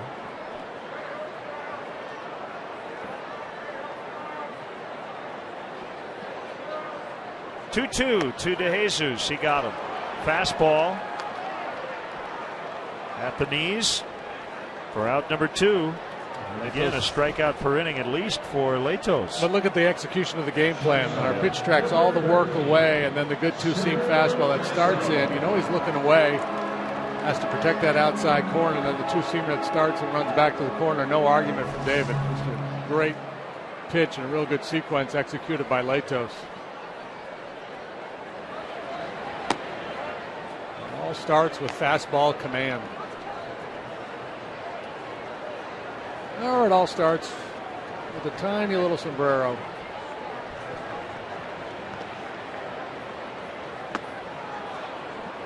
Swing and a miss on a slider. It's 1-1 on Castro. Jake Peavy will not start tomorrow for the White Sox in Kansas City because of back spasm. So that'll be 2 straight starts he will have had skipped. Chris Sale will pitch on normal rest instead. Brian McCann will come off the disabled list on Monday. Had right shoulder surgery in October. So he'll be back with the Braves. Lined to left, and Paul didn't have a good read on it. The ball seemed to be knuckling a little bit, and it's a 2-out hit. It looked like Paul got caught in between, trying to make up his mind whether to come in and try to make a play on that ball or lay back and play it on a hop, and he ended up, it's kind of a combination, a sliding play on a short hop. Maybe he thought he had it measured, but did not. According to the AP story, it sounds like the Braves are going to keep Evan Gattis, who was a Rookie of the Month in April, on their roster, even with McCann back, that he'd back him up and get some spot starts at first and in the outfield. Back-to-back 2-out hits. Rizzo whacking one in the left. Evan Gattis has done such a good job for the Braves. It would be a revolution in the streets of Atlanta if they tried to send that guy out. Well, maybe not a revolution, but people would be upset. There's a good stroke by Rizzo.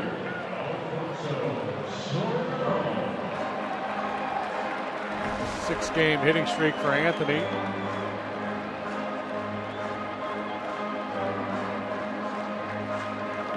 Clayton Richard going to the DL with the Padres with an intestinal virus that's been bothering him for a while. 8-1 loss last night against Arizona.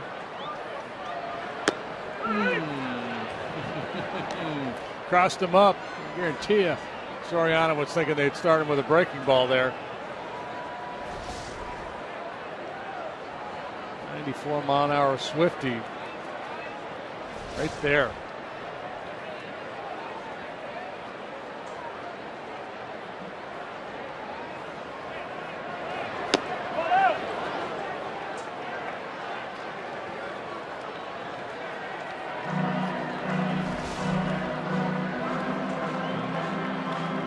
ball, shooting for that outside edge, just misses. Good take by Soriano. That's a pitch he's inclined to swing at. Normally.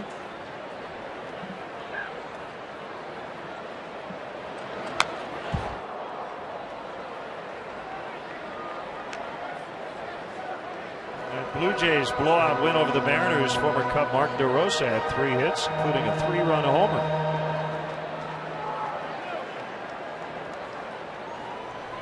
Rockies have activated Todd Helton and Jhoulys Chacin from the disabled list, and both in the lineup against the Rays today.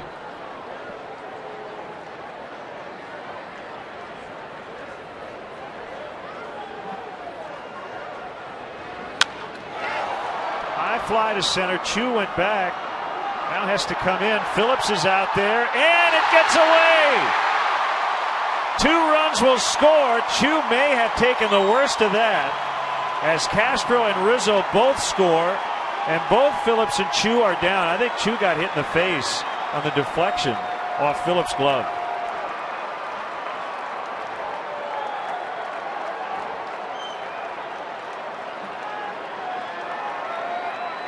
Like he's shaken up, but going to be okay. The Cubs catch a break.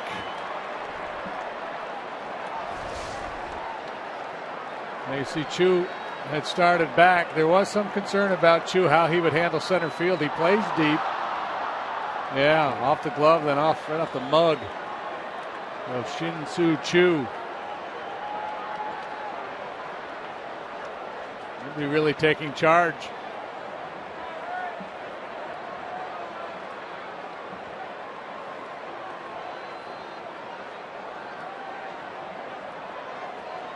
So both players being attended to. And that ends Matt Latos' consecutive innings scoreless streak at 21 innings. More importantly for the Reds, they want to make sure their 2 guys are healthy. And for the Cubs, they're back in this game down 2.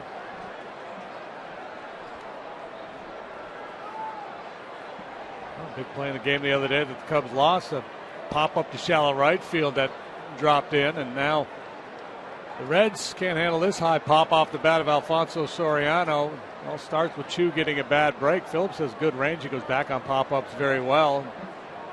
Both guys were in position to make a play. Neither guy felt comfortable enough to really take charge on that ball. Still some debate as to whether Chu and or Phillips are going to come out of this game.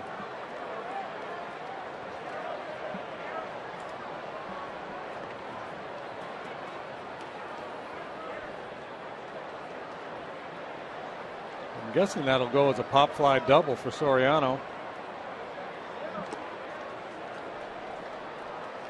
Well, you can already see it. It's like pretty puffy.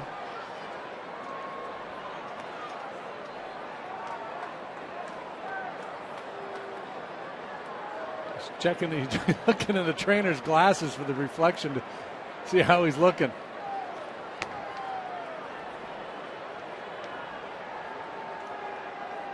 Well, the NHL playoffs are underway, and you can't come out of this game with a puffy lip. We don't want our sport to take that kind of a hit. No. That's probably what Votto from Canada that's telling him. Look, come from a nation of hockey players. We don't come out of the game with a puffy lip.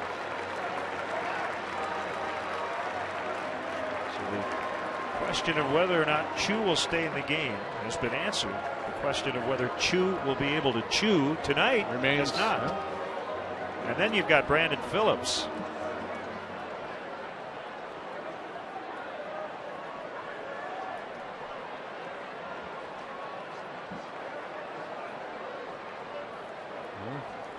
Phillips is going to stay in the ballgame. Meantime, Matt Latos has been standing out there for a good long while without having thrown a pitch.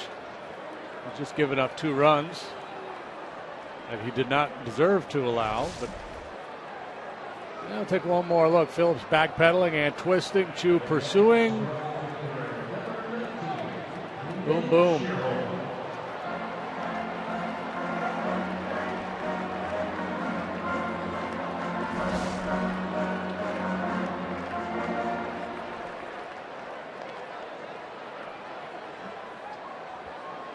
So 3 straight 2-out hits.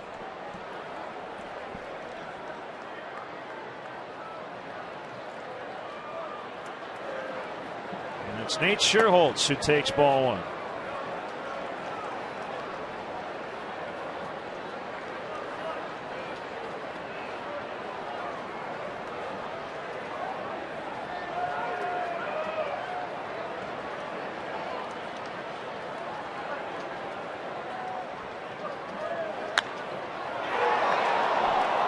Foul.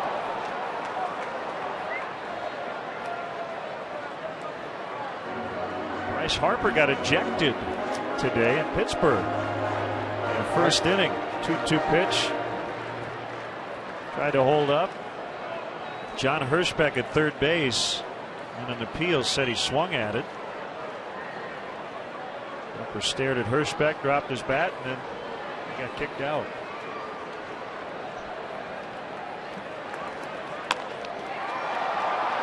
This is trouble, and it will get down. And Scherholz with a base hit. Soriano will score. Now Nate's at second. He's a tying run. How about that? Go back to the 4th inning with Barney up there with the bases loaded. He hits that line drive right on the screws to right field. Borbone leads off this inning, hits a rocket to first. They're both outs, but Soriano and now Scherholz, the KG veterans, with the run scoring flares, in a bad play here by Paul throwing this ball home, allowing Scherholz to move into scoring position. So the most earned runs allowed in a game this season for Latos is 3. He's now done that for the 3rd time, but all 3 runs today coming here in the last 2 at bats. Soriano knocking in 2. And Scherholz 1 as Navarro went around.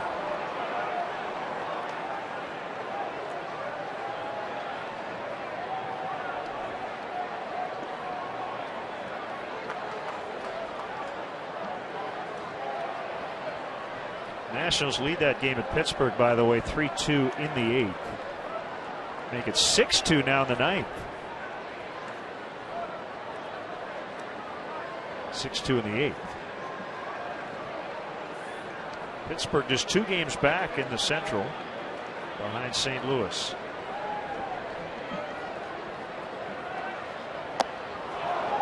Oh, 2.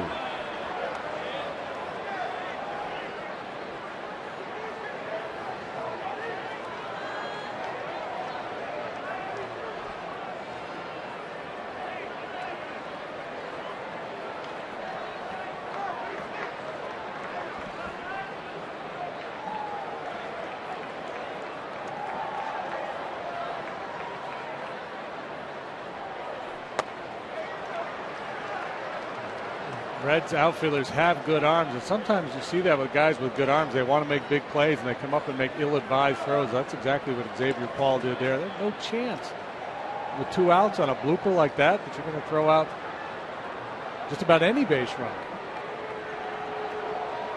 Benji Molina probably scores on that ball. And Navarro felled as he fouled that ball off that front leg.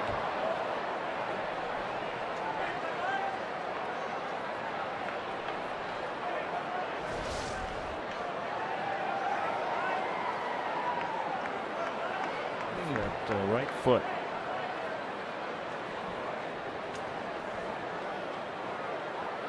That's a rocket off his foot. Yeah, this ball's in the air a long time. Paul comes up and just airmails this throw home. Soriano's going to score easily, regardless if it's an accurate throw or not. But the error in judgment costs the Reds 90 important feet as Scherholz moves into scoring position.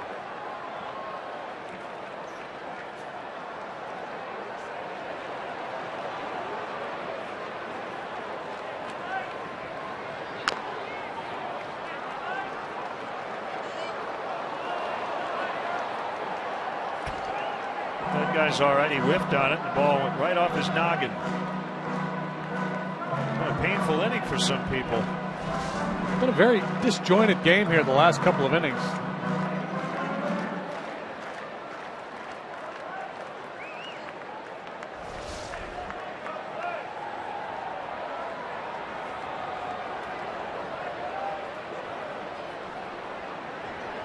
Another 1-2 from Latos. Look out. Out indeed.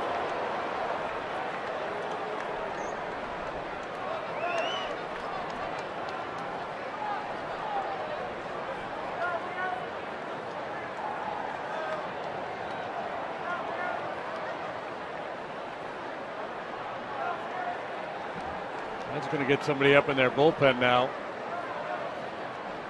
Latos laboring a little bit here in the fifth. His 98th pitch of the day. Deep to right. Bruce shading his eyes. And he makes a grab on the dirt. The Cubs get 3, all with 2 outs, and now are within a run.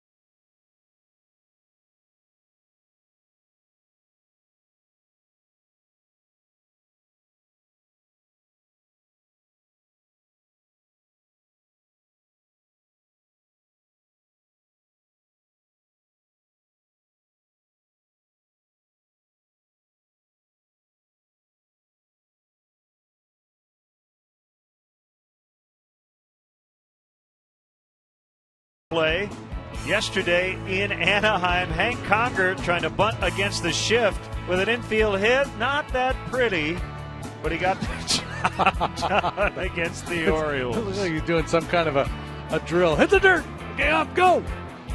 Find out what's possible with products and services from AT&T. Rethink possible. That's a good bunt when you can fall down and still be safe. A good bunt against the shift. So Carlos Marmol into a game for the first time since April of 08, as early as the 6th inning. It's been 5 years since he's pitched this early in a ball game, and a good start, a strike on Todd Frazier. Marmol could not get an out yesterday. 2 walks and a hit batter to load the bases in the 8th. And all 3 of those runs would eventually score. Important outing for him. Important outing for the club. They were down 4-0 when he started to warm up. Now it's a 1-run ball game.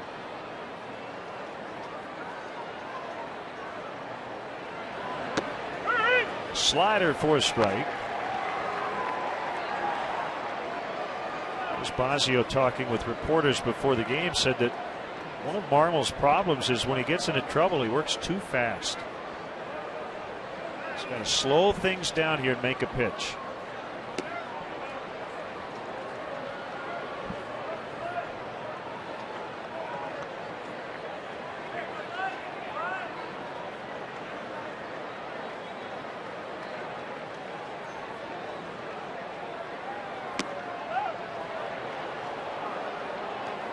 He's always obviously struggled with his control. Cub fans know that. And the other part, too, the longer you're in the league, the more guys that are in the league get a book on you. And he's been in the league a while now, so a lot of the hitters have seen him repeatedly. And he got him on a foul tip.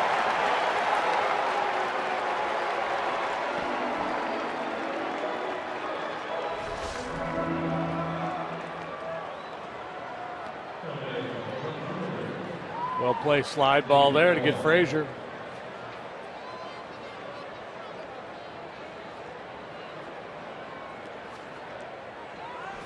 Sam LeCure warming up for the Reds.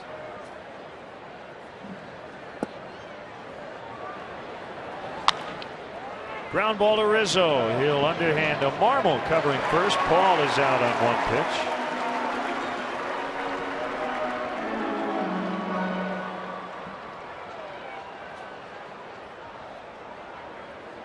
There's Araujo coming up. Donald Lutz now in the on-deck circle. Looks like Latos might be done. As LeCure will be ready for the bottom of the sixth. The assumption here is that Aroldis Chapman is probably not available in the ninth. Working the first 2 games of the series, threw a lot of pitches on Friday in particular. Still a ways down the road.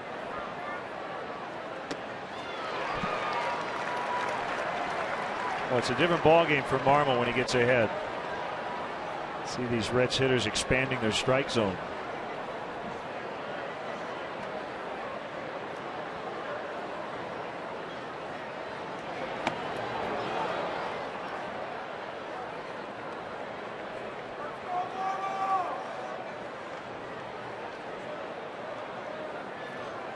Rough fifth for Shin-Soo Choo.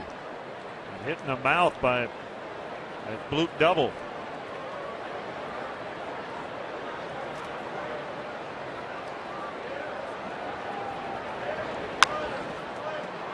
Rizzo will make the catch, and Marmol bounces back with a 1-2-3 sixth. Cubs are down only a run, 4-3.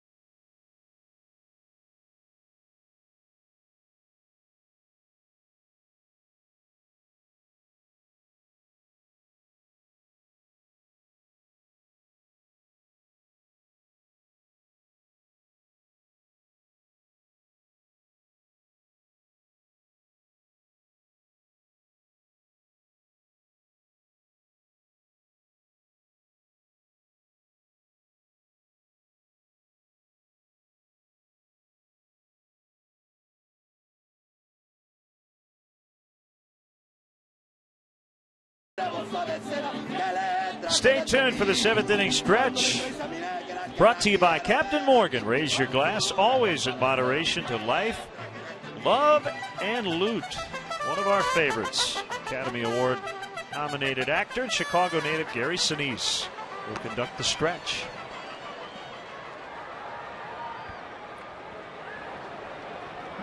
I want to be one of those guys. They're always happy. Love to see that. Donald Lutz will play left and hit ninth, meaning he'll lead off for the Reds in the seventh. And Sam LeCure will do the pitching. Just had a birthday yesterday. LeCure in the seventh spot in the lineup that was occupied by Xavier Paul. Sam 1-0 with a 1.54 ERA through 10 ball games. Good solid numbers across the board. Curveball is his best pitch. LeCure turned 29 on Saturday. Ball one to Valbuena.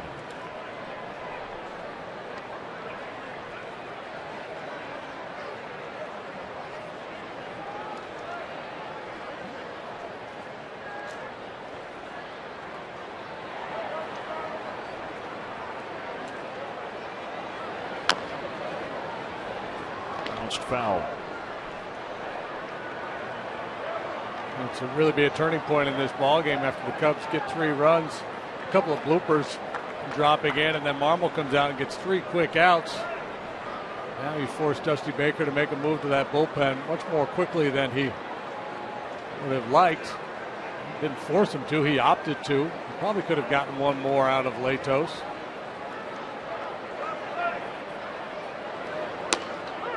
First non-quality start for Latos in that he did not complete 6 innings.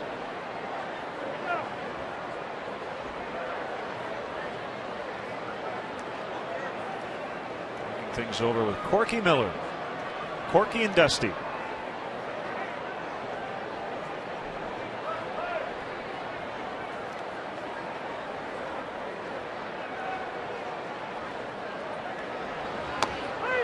Called strike 3. Valbuena's out. And let's step aside and see what's coming up on WGN.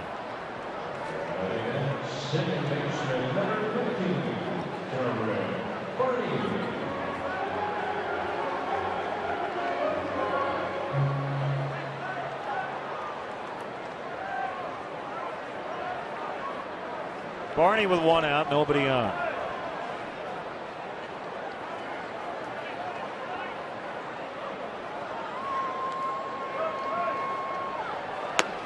My slow-witted brain has finally figured something out while Gary Pressey plays the Andy Griffith song every time Darwin comes up. It's for Barney Fife. Yeah. I keep thinking, should it be playing like Barney the Dinosaur or something? It's Barney Fife.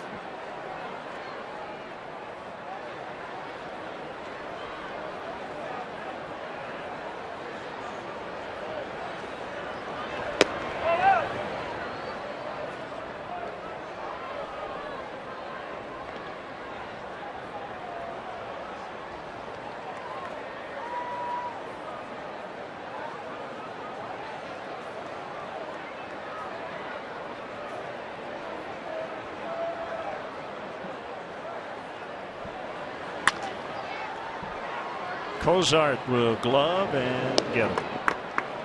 OPS, our Stats Sunday stat.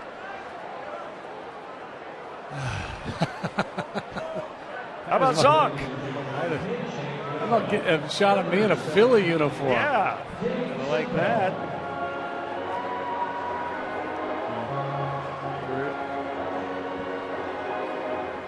Zonk was above average. His OPS plus for his career was 104. 100 would be right at the average.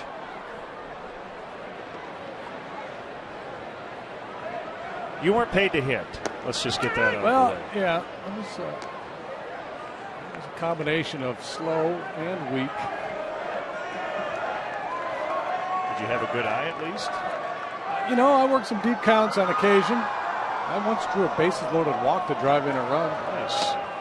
Pitcher got released the next day. I have the record for at bats without an extra base hit. That's mine and mine alone.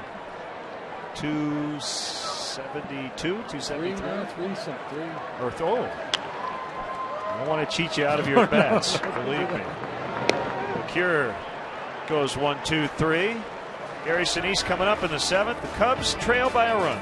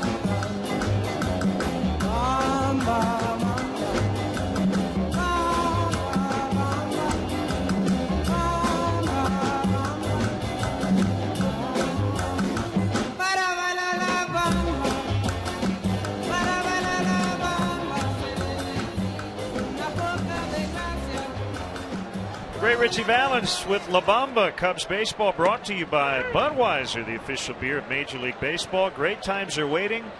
Grab some buds. One of our buds is here. Gary Sinise as Sean Camp will work the 7th inning. Gary, always a pleasure. Nice to see you. Great to be here. Thanks. Thanks for having me. So you've got a big show coming up, the Lieutenant Dan Band at Ravinia. That's right. Yeah, I actually grew up in Highland Park. I went to Highland Park High School. I worked at Ravinia when I was a kid in 1976, raking leaves and cutting grass and that kind of thing. And now I'm going to play there on the 13th of June with my band. My band's down there. Oh, yeah. Down there. They're all hanging out down there. Waving at you, yeah. Oh, that'll be a thrill. Ravinia is a wonderful place. Yeah, I love it. And I haven't been there for a while, so I'm really looking forward to playing there on the 13th. Anybody who's interested, go to the Ravinia website. Now, Lutz claims he was hit by a pitch. Greg Gibson said he was not. Dusty's going to come out and probably ask Gibson to ask one of the other umpires. Dusty's pretty adamant.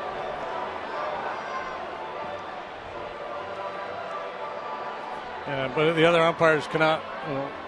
One, they're not going to get involved unless Gibson asks for help, and then from where they are stationed, unless they had a real clear view of it, they're not going to overturn this call.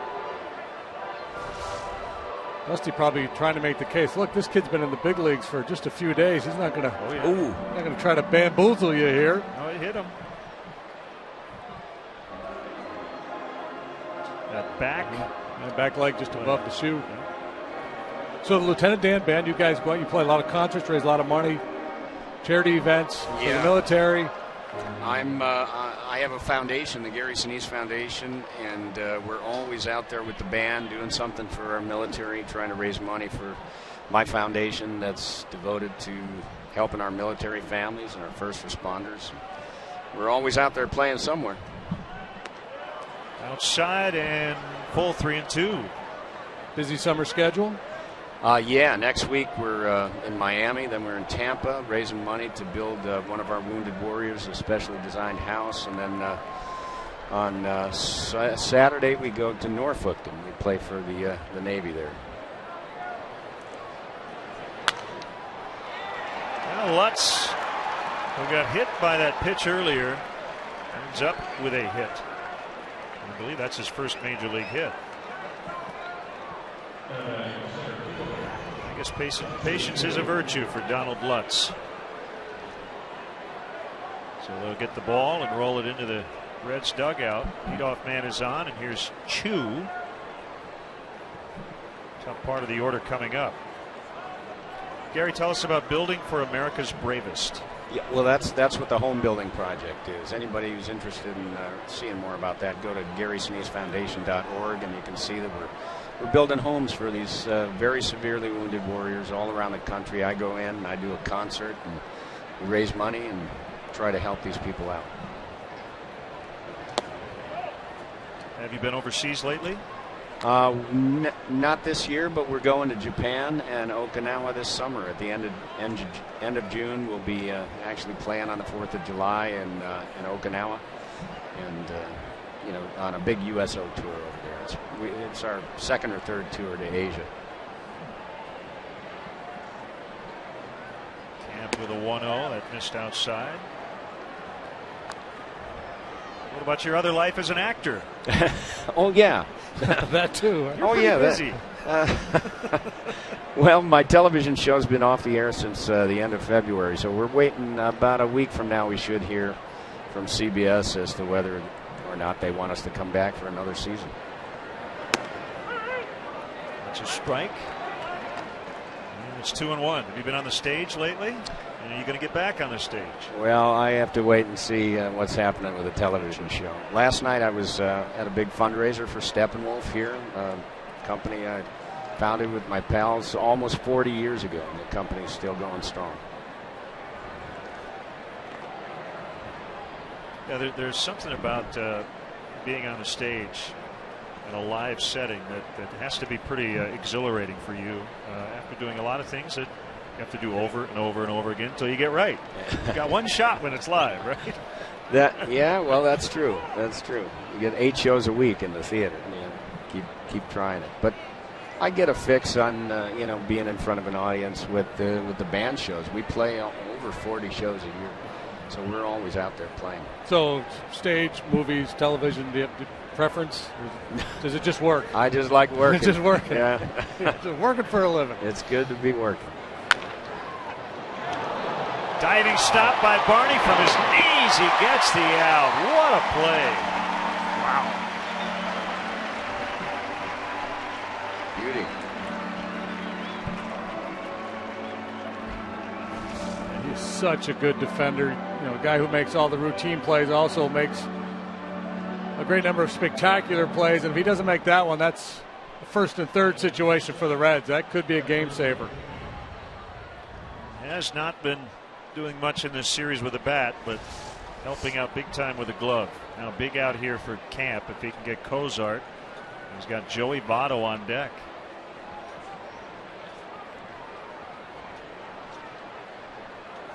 Well, I've told you this in the past, Gary. You've got a great narration voice, and I know you've done a lot of that, and I hope you continue to do it. Oh, I love doing it, especially the history projects. Those historical projects are great. You learn a lot, and they're fun to do, and a lot of them are very high quality. 1-0 is a slider off the plate outside. Busy in Iraq as well? Yeah, I was there 4 times during that, conflict. Afghanistan. I've been all over the world just trying to make sure our military and their military families know that they're appreciated for what they're doing out there for us. It's been a tough dozen years of war on these families, and they need to know that they're not being forgotten, and that people are grateful for so much of what they do for us. So I'm constantly engaging with the military in some way. So this may be a repeat question from years past, but I'm a new guy here. And so the Lieutenant Dan role, did that kind of spur your interest in the military, or did you always have interest in the military and therefore pursued that role? Yeah, I actually have veterans in my family, so on the family side I've been involved, aware of our veterans for a long time. And then back in the 80s here in Chicago, I got involved with various Vietnam veterans groups and was supporting them. Then I played one in Forrest Gump. I got involved with our disabled veterans. And then after September 11th, I just felt that there was a role that I could play to support them, try to help them through the tough times. Ball 4. So Cozart is on.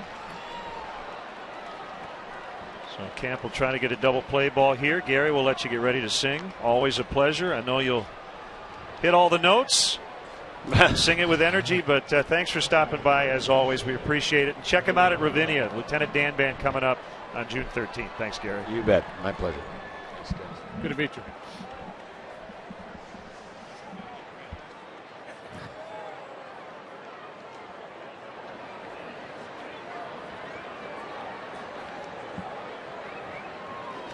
So here's Votto with 1 out.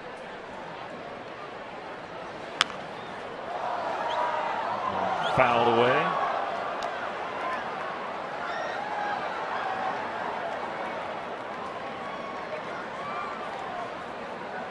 Well, if Barney's play could be a potential game changer, game saver, then clearly this at-bat could as well. So this is big confrontation for Sean Camp. That's deep to right. It's a fair ball in the corner. Lutz is in, and Chris Spires going to hold Cozart, and the ball gets by, and Cozart still will stay. Got past the 2 cutoff men. 5-3 Reds. So Joey Votto with his 3rd consecutive hit. And he's so good. He's been going the other way all afternoon. Now this time he gets a little slider, sits on the middle half of the plate,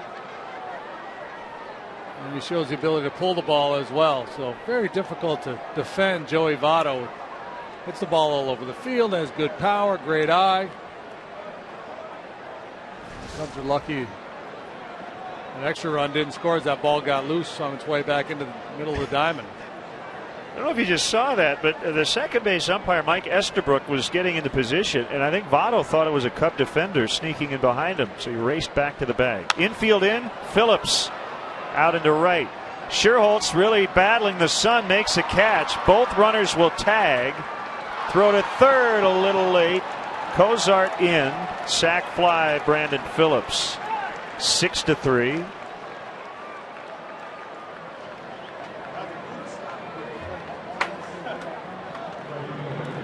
Two huge runs for the Reds here to add some insurance.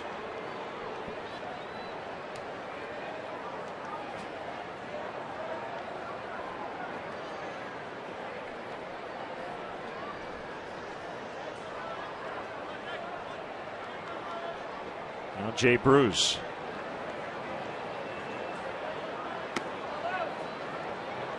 Sliders outside.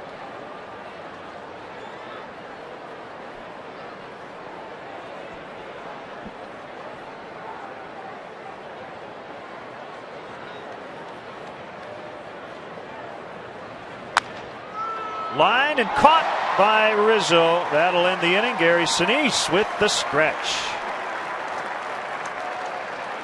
Today's guest conductor for Take Me Out to the Ball Game, actor and Chicago native Gary Sinise. All right. Are you ready? Let me hear you.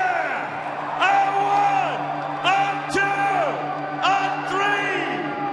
Take me out to the ball game. Take me out with the crowd. Buy me some peanuts and Cracker Jack. I don't care if I never get back, for it's root for the Cubbies. If they don't win, it's a shame. For it's 1, 2, 3 strikes, you're out at the old ball game. Let's get some runs!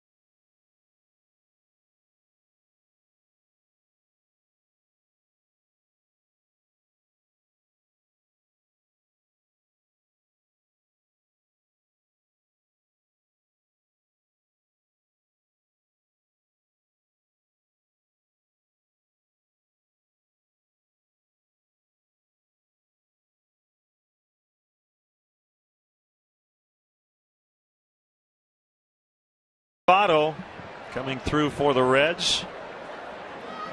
Run scoring double. He's got 3 hits today. Cycles of baseball. It's hard to believe the Reds had a 9-game stretch during which they scored 17 times before this weekend, but they put up 6 each day in this series. So it's David DeJesus taking a strike on a changeup from Sam LeCure. He's in his second inning of work. Well, they've kind of made Wrigley Field their home away from home lately, haven't they? They've played awfully well here the last couple of seasons. Cameron Lowe is up. pitch. Popped into short left. Lutz racing over.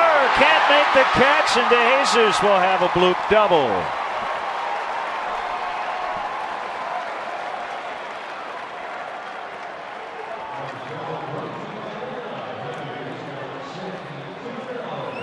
Third bloop hit for the Cubs this afternoon. They both paid off in the fifth in that 3-run inning, and now DeJesus, this little pop into shallow left.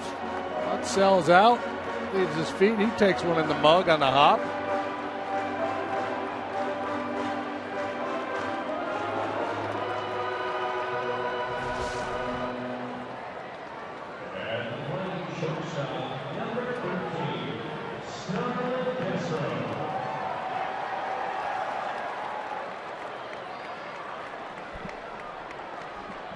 DeJesus led off the first with a double, but then Latos got the next 3 in order.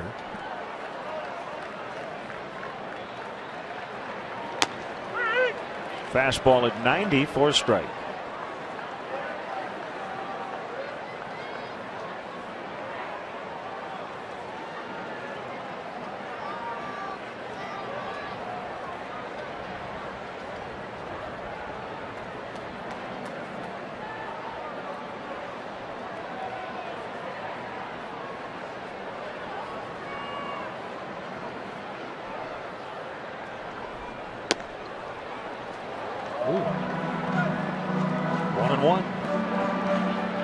We were talking earlier about Aroldis Chapman and whether Dusty would use him today. He's pitched 3 consecutive days once this year, April 14, 15, and 16. But that first game of that trifecta, he only threw 5 pitches. So I'm guessing he's not available here this afternoon.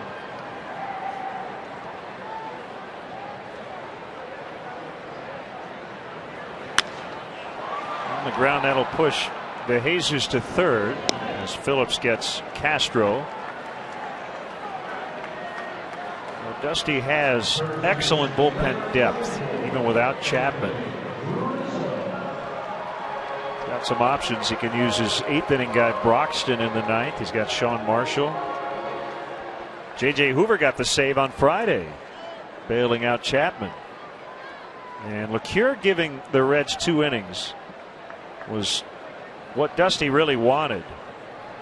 That's why he made that double switch, to get his pitcher an extra inning. After the starter only went 5.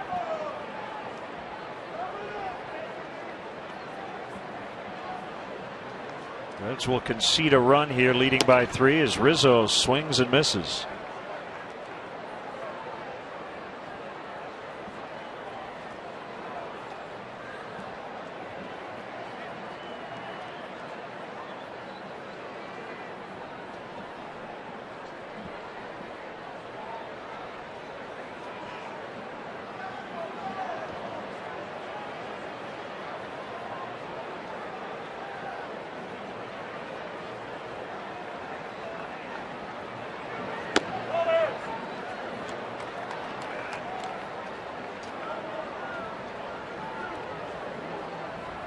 Todd Frazier, the third baseman, playing way off the line with Rizzo up there. That allows DeJesus to make a very aggressive lead down the third baseline.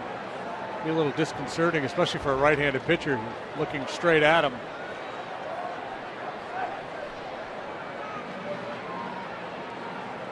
Wondering, is he ever going to stop? 1-2.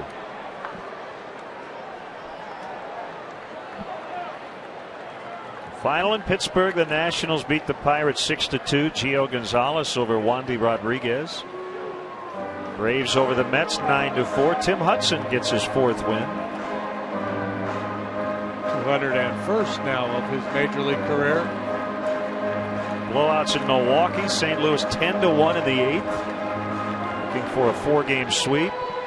And in Philadelphia, where the Marlins lead 11-0 in the 8th. In Detroit, 17 runs last night in Houston, and 7 in the first 2 innings today. 7-0. Yeah, this Tigers after the Astros played them tough. The first 2 games of that 4-game series, one was 14 innings and another 1-run loss. But Tigers are taking it to them yesterday and today, and it's Philip Umber again. He's given up 7 earned runs in an inning and a third against Verlander. You think Verlander will make that 7-run lead hold up? Well, it is baseball. You're never quite sure, but pretty good chance. I would say the odds are good. Here comes DeJesus to the plate. Frazier off-balance throw to get Rizzo. Anthony will get his 21st RBI at 6-4.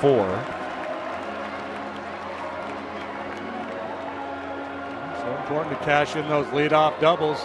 You hate to give up outs at this stage, and that was not the intention of Castro or Rizzo. They do push an important run across. Again, it's highly likely that Aroldis Chapman is not available for the Reds this afternoon, so they're a little easier to beat late than they normally are.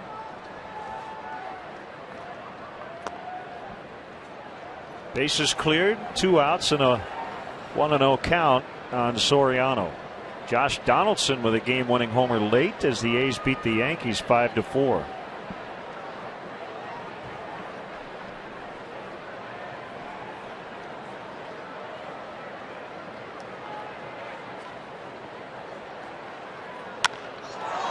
High in the air, center field. And it's Chu for the 3rd out. Cubs get 1, trail by 2 as we head off to the 8th.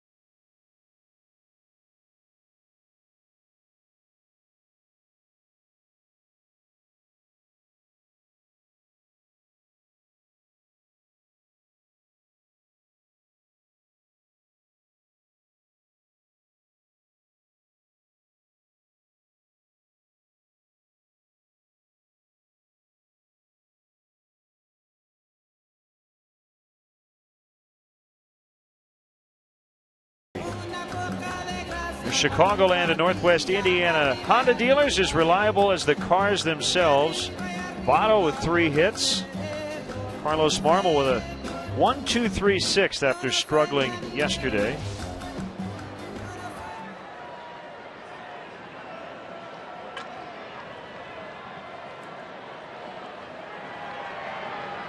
Cameron Lowe, the sinker baller, is on. Ball 1 to Frazier.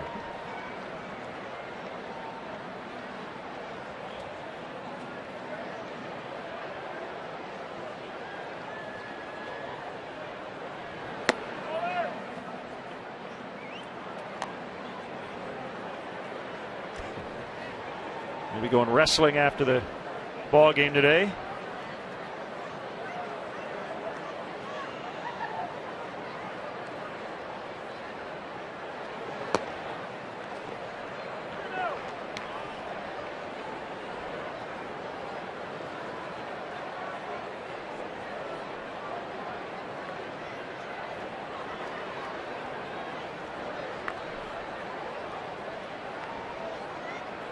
There it is. It's a strike on a sinker.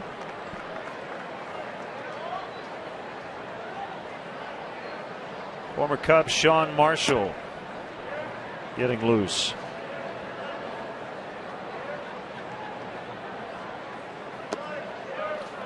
And a leadoff walk.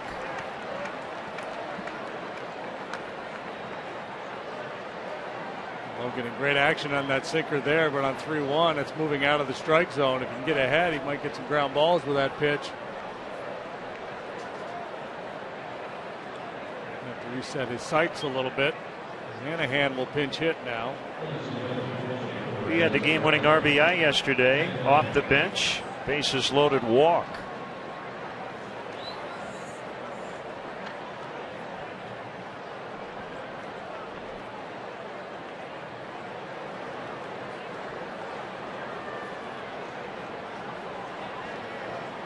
Short lead by Frazier, and the pitch to Hanahan is low.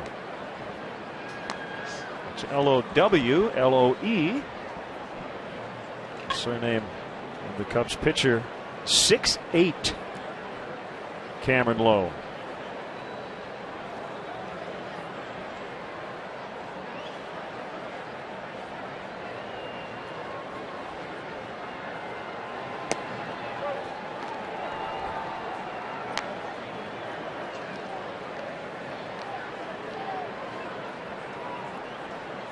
Michael Bowden is up. We've seen Marmol, Camp, and now Lowe. After Edwin Jackson went 5.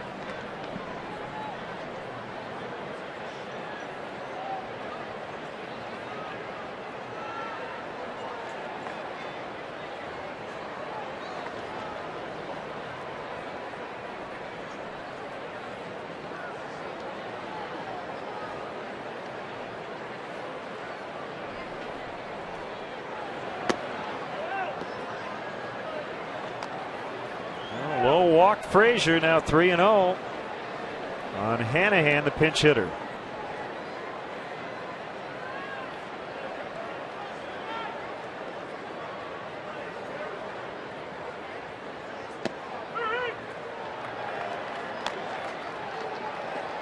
He needs to find that spare ball. You know, like in bowling, when they want to roll a spare, they're going to pick the 7 pin. They'll use a different ball because it doesn't spin as much. Sometimes, yes, sinker ballers, sometimes the ball moves too much. Find a way to straighten it out. Throw a little cross-seam fastball, but sometimes it's not so much the grip, it's just the nature of the delivery. Some guys have a hard time throwing the ball straight at all. It's usually a good thing. That's hit foul. It's 3-2.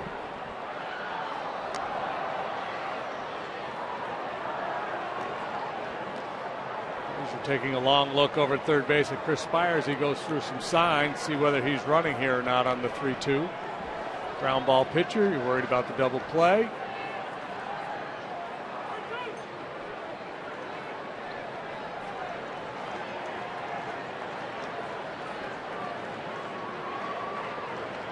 Frazier does run, and it is low.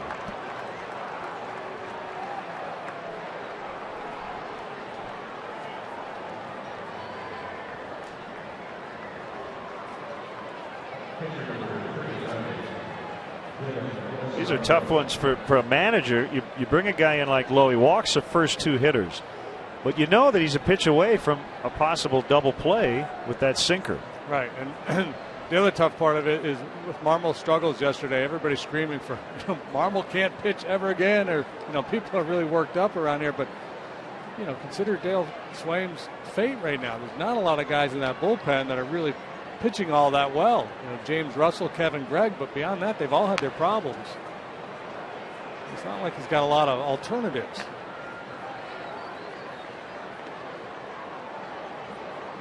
There's a Rocco showing bunt and fouling.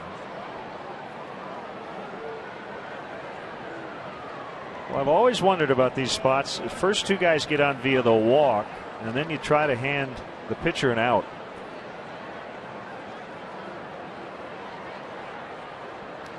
Yeah, that may be what Spire told him. Okay, you're up here to bunt, but make sure you get a strike. Don't do him any favors.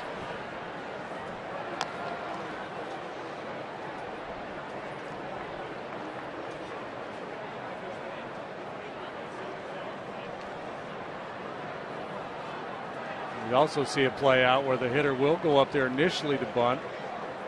Pitcher will misfire a couple times. It'll be 2-0, maybe 3-1. They'll turn him loose and they'll hit the ball sharply right at somebody, and it'll turn into a double play.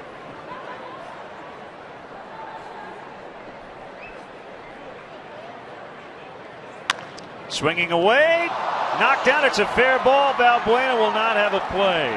Well, they got the ground ball, but it's an infield hit. Good job by Luis just to keep that ball out of left field. They are loaded with no outs. You see he's in, he's backpedaling as the pitch is being delivered, but he had to stay in because of the possibility of the bunt. So that cuts down obviously on his range, his ability to react to that sharp ground ball. By the time he scrambles and corrals it, there's no play to be made.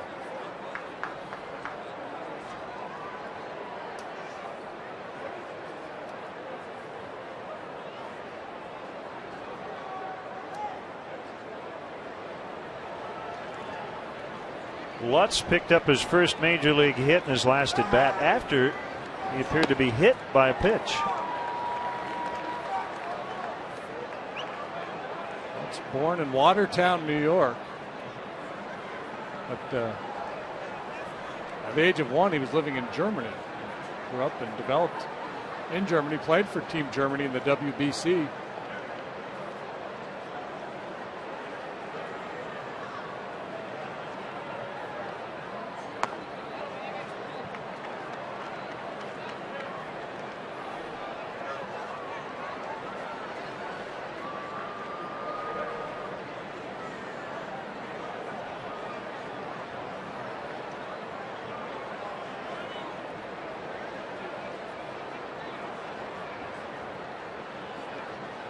Lowe's 1-1. Be a tough turn here. They'll get one. That's it. Barney just had too far to go away from second base. And Lutz will get his first major league RBI on a fielder's choice. 7-4. And they're at the corners.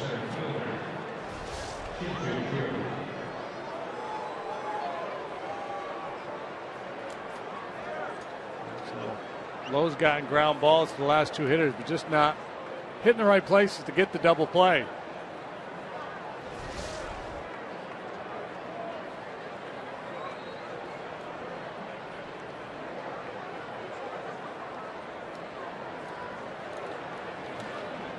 Chu retired on a great play by Barney in the 7th.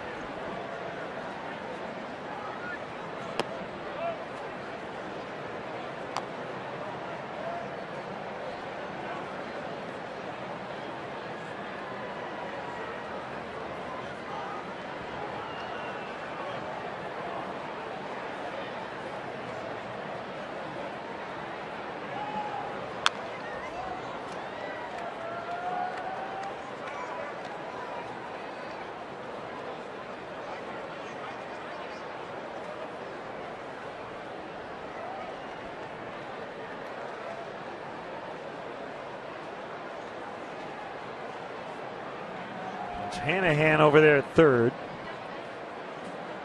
Lutz the runner at first, and Chu lifts it in the air foul on the left field line.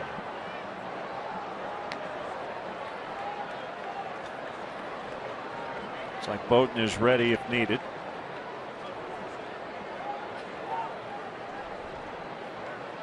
Chu working hard to try to keep his hands inside the ball, trying to think the other way, more likely to elevate the ball with that approach. The last thing he wants to do is roll over on that sinker.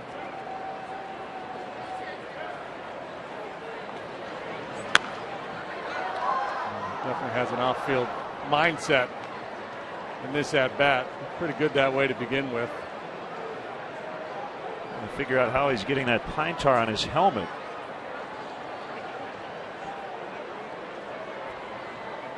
That's how he does it. Before he starts to take his practice swings, he takes his left hand and touches the top of his helmet. And he went around. That's a strikeout. Second out of the inning.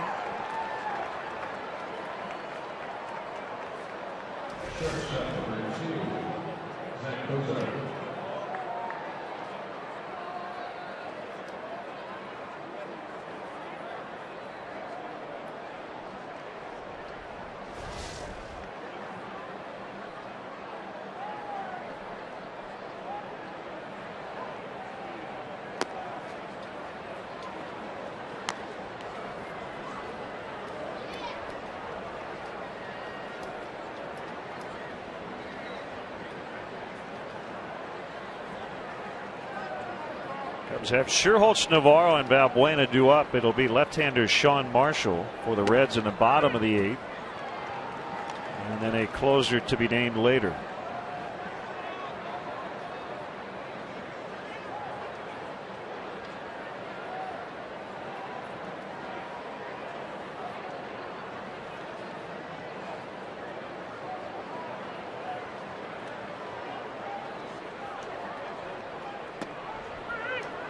Bench full of right-handed bats available for Dale Swain should he choose to pinch hit in the 8th.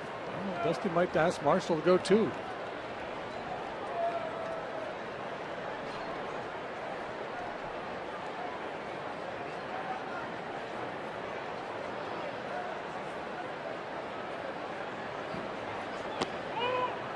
That's a ball as Lutz takes second.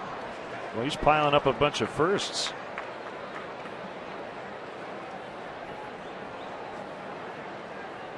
First career stolen base.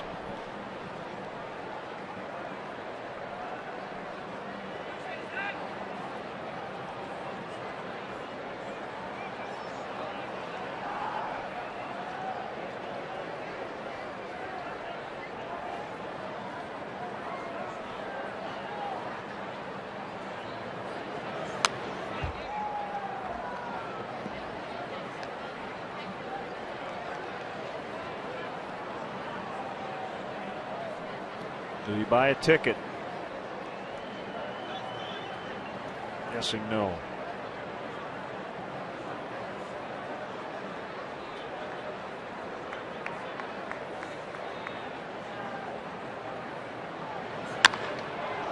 Pulled to left, and Soriano is there. The Reds get a run and have a 3-run lead at 7-4.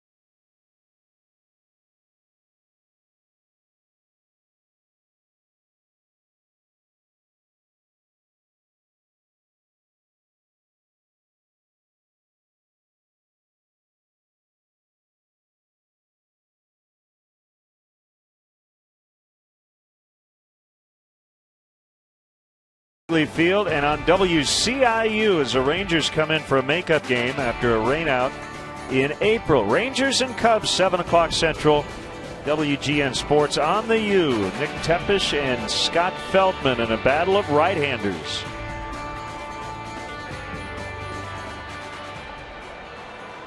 Left-hander Sean Marshall has had some DL time this season. Yeah, just 4 appearances so far for the big lefty. Solid stuff. He had tendonitis in the shoulder, had him on the shelf for most of the season so far. Fastball, slider, curveball, has very good breaking stuff.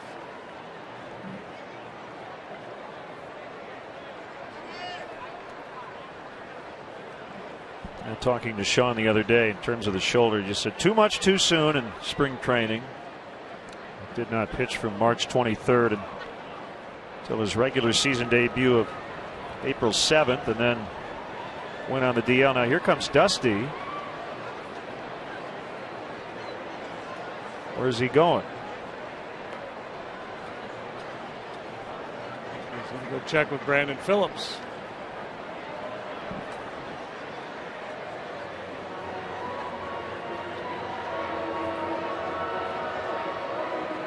Phillips had that collision earlier, you recall, with Shin-Soo Choo, and that's going to end his day. Did you see something with Phillips? I did not. No, not since that play in the outfield. So Cesar Izturis will replace him. The play that he got hurt on is shallow pop into center field. Coming out, Choo coming in, got tangled up. He went down hard. Choo took it in the chops. And the trainers spent a fair bit of time with both of them. They both stayed in the game. But, so I don't know if it's related to that or something else. I'm guessing it's related to that collision. Well, after that, he hit a sac fly in the 7th. So here we go. Lefty against lefty, and Scherholtz takes a strike. Tough assignment here. Left-handed hitters have only hit .215 off of Sean Marshall in his big league career.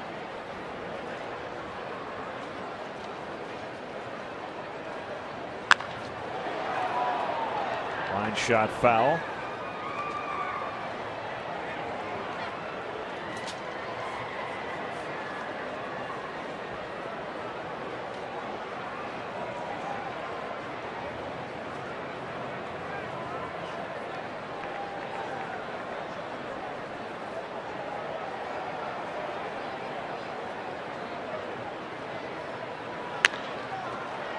The ground, and Izturis immediately into the action.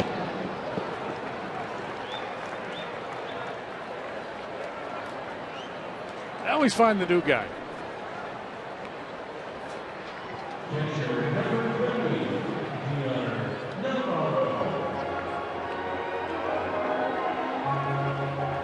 Navarro batting right-handed against the lefty Marshall. If the Cubs lose this ball game, it will fall to 11-29 games below 500. It'll be the furthest below the break-even mark they've been this year.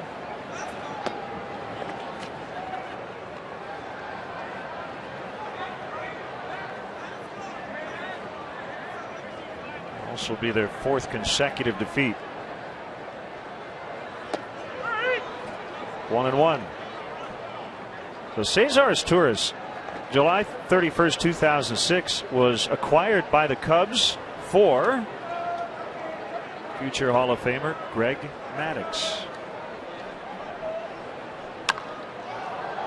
In the air to left. And it's Lutz.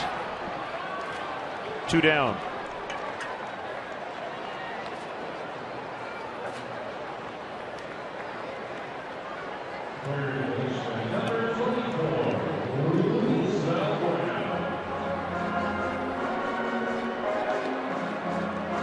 Mad Dog's eligible coming up, right? I believe so. And to believe that he will, to think that he will not get 100%. Unanimous 100% vote. 355 wins. Led the majors in ERA 4 times. What he did in the mid-90s when he was pitching to like a $1.50 ERA when the league average was, mid-4s or whatever it was, it just unbelievable. 18 Gold Gloves, the most of any player at any position.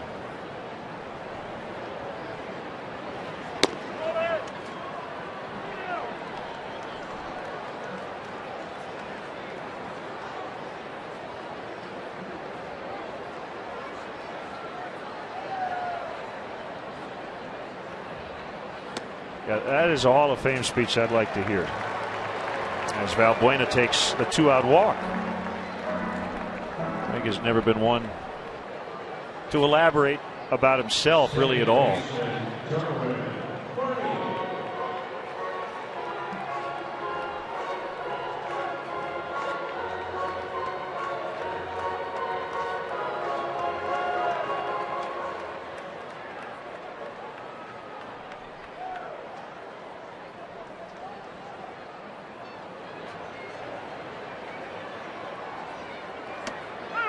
Strike to Barney.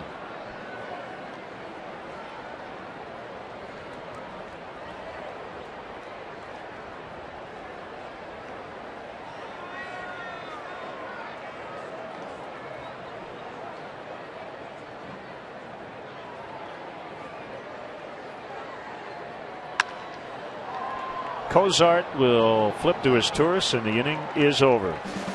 Here comes the ninth. Cubs trail by 3.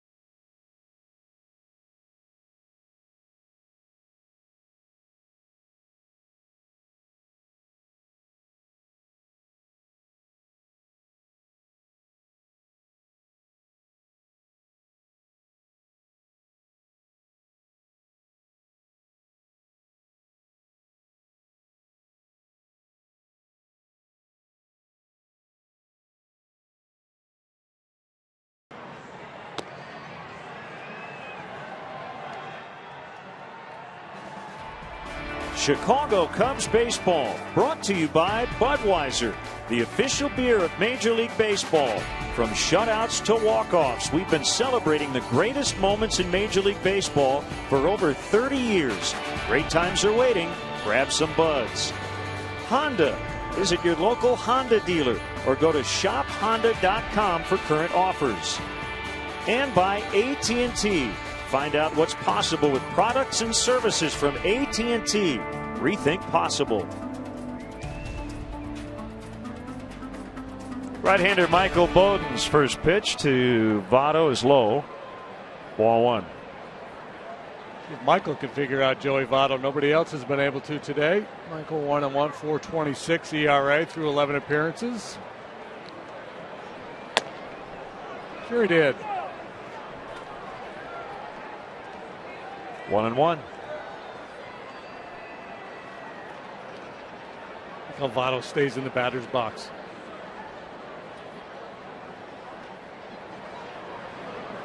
As if he's telling the pitcher, I've got this. I've got you figured out.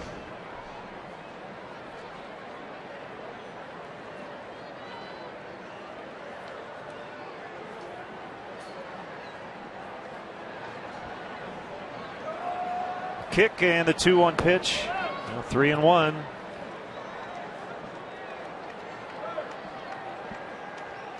Looks like it'll be J.J. Hoover in the bottom of the ninth for the Reds. And a strike, 3-2.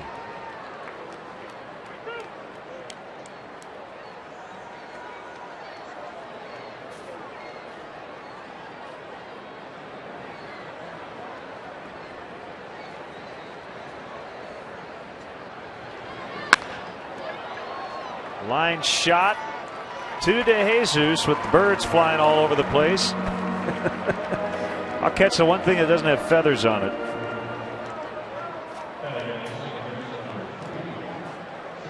I sell that one to the manager. I lost it in the birds.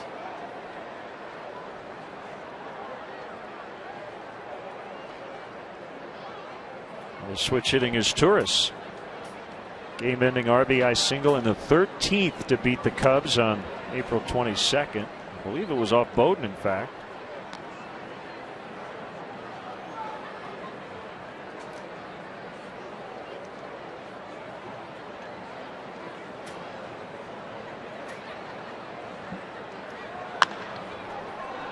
Deep to right. Scherholtz with plenty of room on the edge of the warning track. He's used to playing with the birds. They got the bird thing going out in San Francisco as well.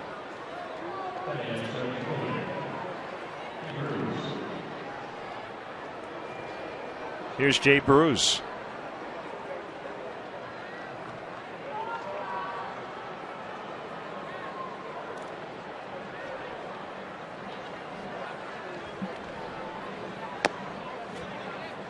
Well, the Cubs stay at home here for the next few days. Reds are back home after a 5-5 trip if they hang on today. Also, if they win this one, Dusty Baker would pick up career win number 1,599. He would tie his former manager, Tommy Lasorda, the Hall of Famer, for 18th on the all-time wins list.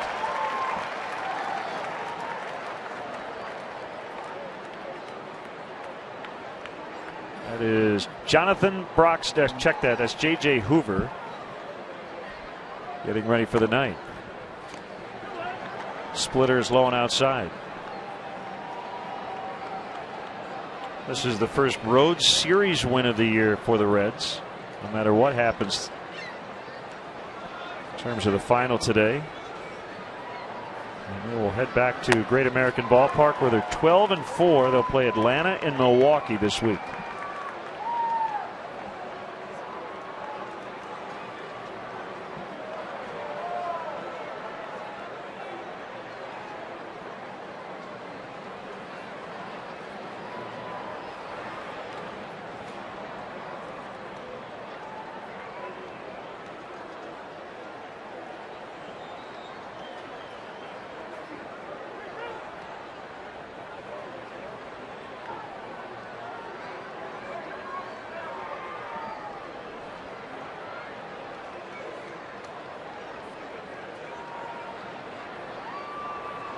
Three-two offering, fouled back.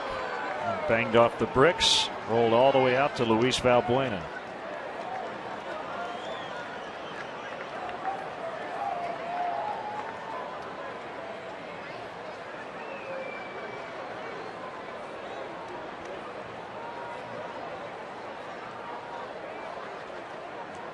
Get Bruce to chase a fastball way up in the zone.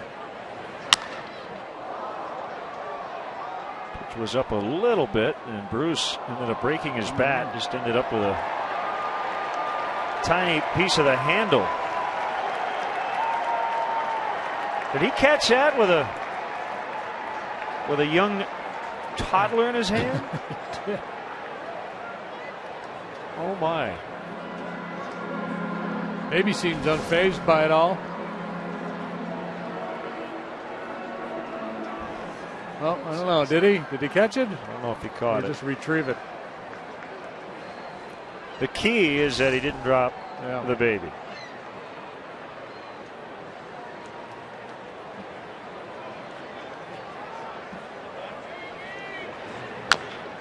I saw a guy here years and years ago when I was playing in the visiting dugout, and there was a foul ball hit right up over here to our left. The guy was walking along the hallway there. And he actually had the baby in his left arm, and he shifted the baby to the right arm and made the catch with the left hand. It never broke stride. That's pretty good. Yeah. One of the better plays of the year.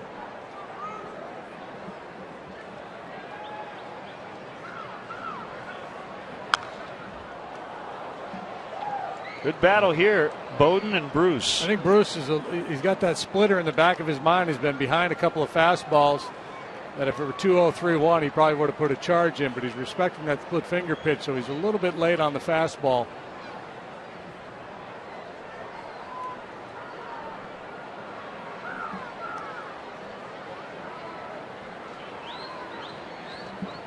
Pitch number 10.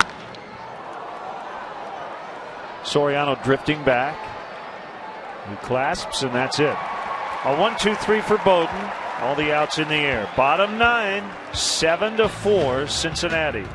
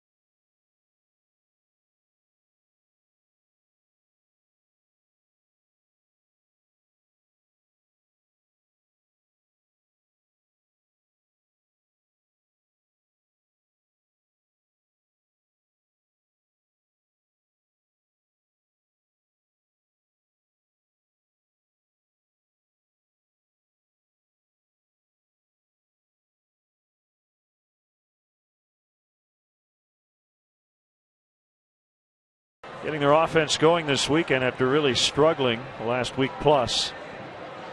7-4 lead as they go for the sweep. And also their 9th consecutive win here at Wrigley Field. And it's J.J. Hoover, whose save came on Friday to start this series.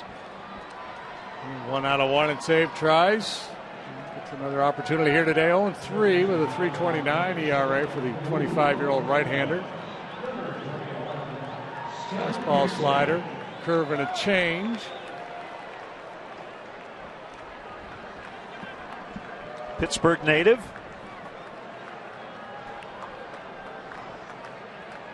Came over from Atlanta on April 1st of last year for Juan Francisco.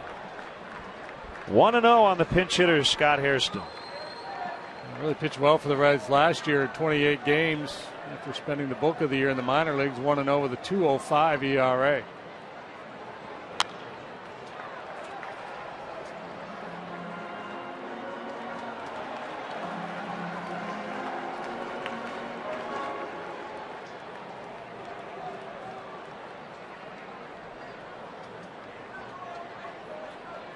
That's a different look.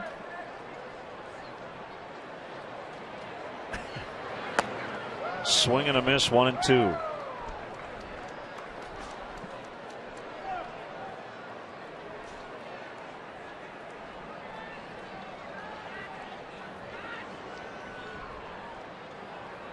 Cubs have really struggled against teams with winning records from last year. 4-15. 7-4 against teams that had losing records last season.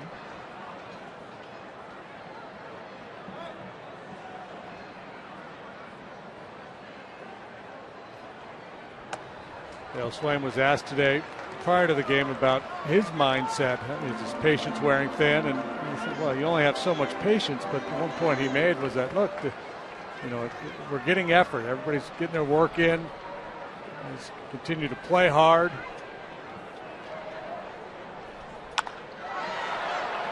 flare out into center and a base hit. Just the results have not been there. So, when you're going through a patch like this and you have a team that's struggling, you're always worried about the mindset of the players in the clubhouse. Does the finger pointing start? Does the pitcher start to blame the hitters? If somebody makes an error, is there any kind of tension in the clubhouse? And he said, no, we've got good guys here. Everybody comes ready to play every day.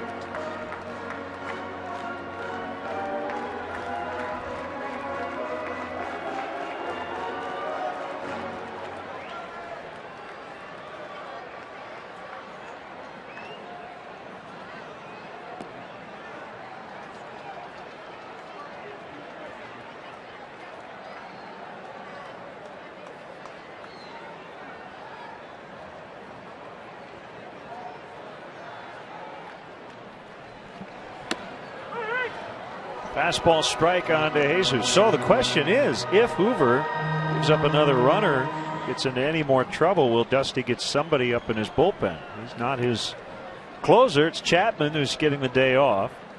We haven't seen Broxton get loose after working in back-to-back games.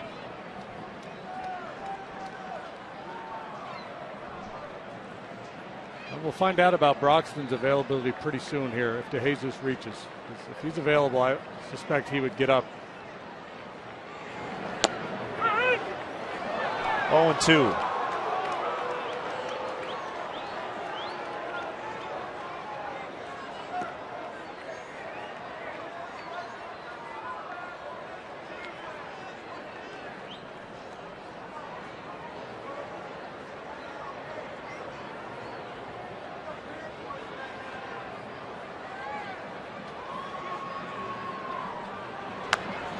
Fouled back.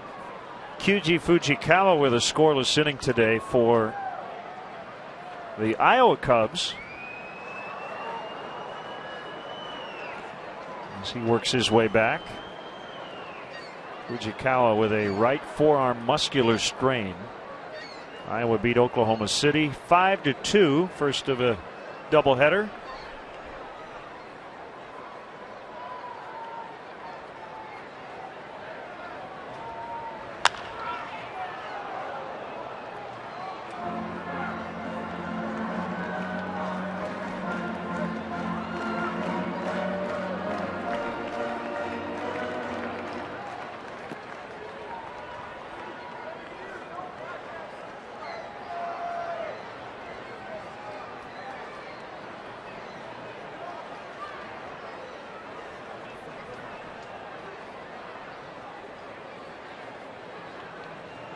Hoover set chest high with his hands, and another 0-2 is low. 1-2. Castro next. At the heart of the order here coming up.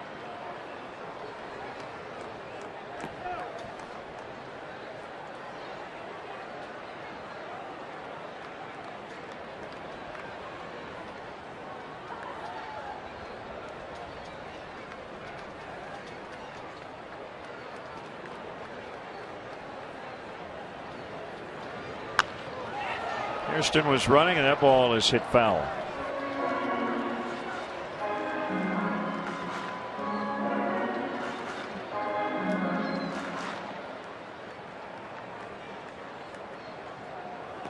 They're not holding him on, essentially conceding the base to him, so he's more than willing to take it. The danger there, of course, is if Jesus lines out, it becomes an easy double play.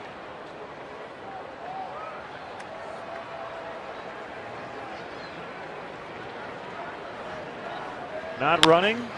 Back to the pitcher. Not a good throw. It gets into center, and the door is open. Turned from a potential double play into first and third with nobody out.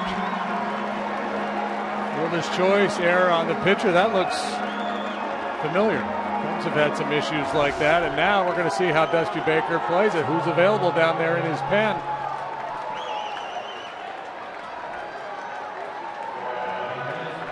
Obviously a bad throw. Cozart stumbled a little bit on his way to the base. His first priority there is make sure you catch that ball and get it out at second base. He was positioning himself to catch that ball and try to complete the double play. So that's a little bit on him too. Clearly a throwing error. Terrible throw by Hoover. But at that point, if you're the shortstop, cut your losses. Don't worry about the double play. Just catch the ball and get a force out. Well, we have at least a temporary answer, and that is right now this is J.J. Hoover's game. It's Hoover. Otter is not available. It's on you, Hoover.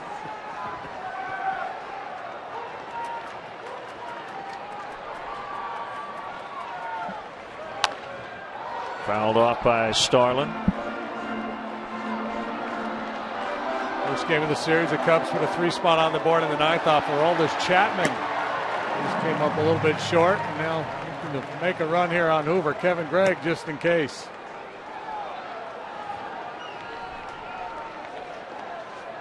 Cubs need to win this kind of game in the worst way.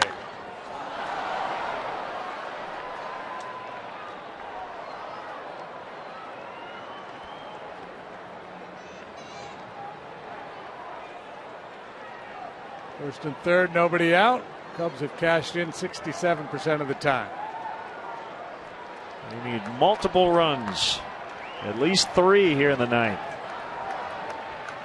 Cubs will make it 4. 1-2. Logan Andrusik starts to warm up in the Reds bullpen. Big lanky righty.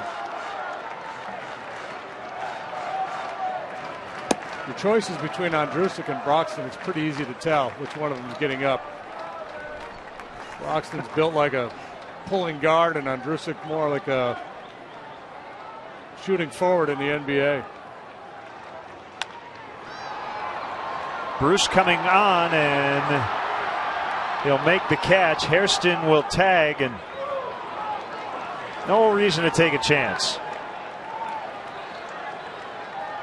Really, his run means nothing, and if there's any possibility you get thrown out there, you just can't go. Oh, yeah, no, that's a no-go situation for sure. And if he started down that line, David Bell would have tackled him.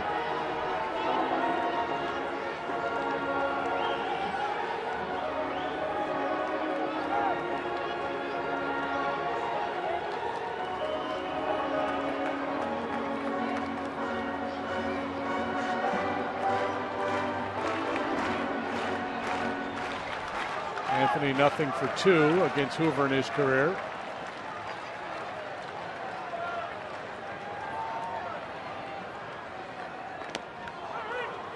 Big league career anyway. They may have crossed paths at some point in the minor leagues.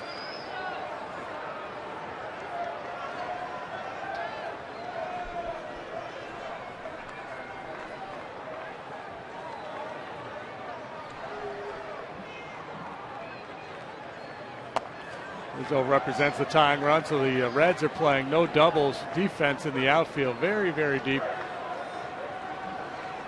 You see there in left center and right.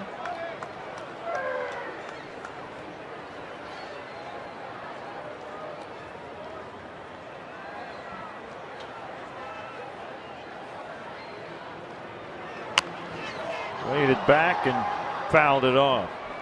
1-2.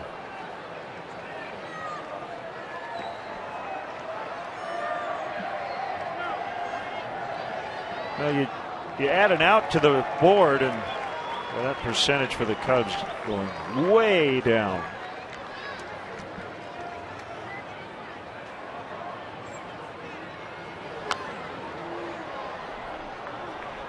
That was an interesting swing on an up and in fastball just to stay alive.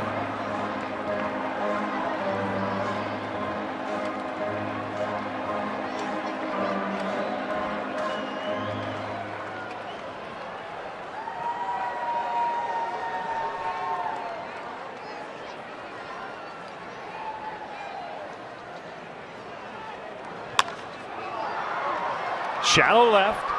Lutz will make the catch. Hairston has to hold again.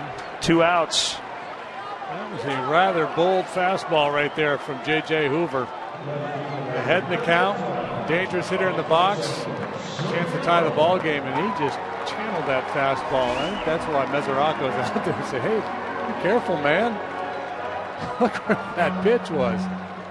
Not the beauty of being able to throw at 95 miles an hour. Rizzo was late. Soriano also 0 for 2 off of Hoover. A couple of home runs yesterday for Alfonso. He's done a lot of damage, at least hit for high average against left-handed pitching this year. He's done very little against righties. First 2 reached. And now there are 2 outs. Jesus will run. No throw.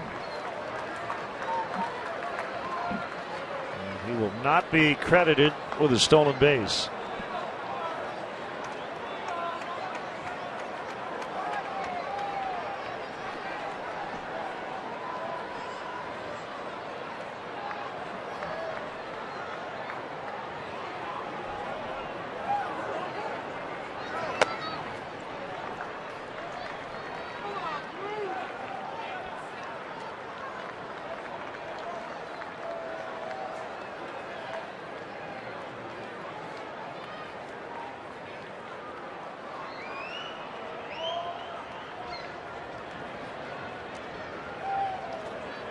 Long look by Hoover.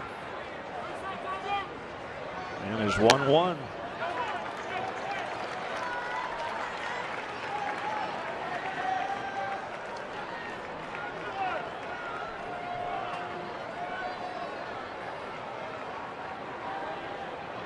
To me, it looks like he's not really thinking a whole lot about locating. He's just reaching back and throwing it as hard as he can.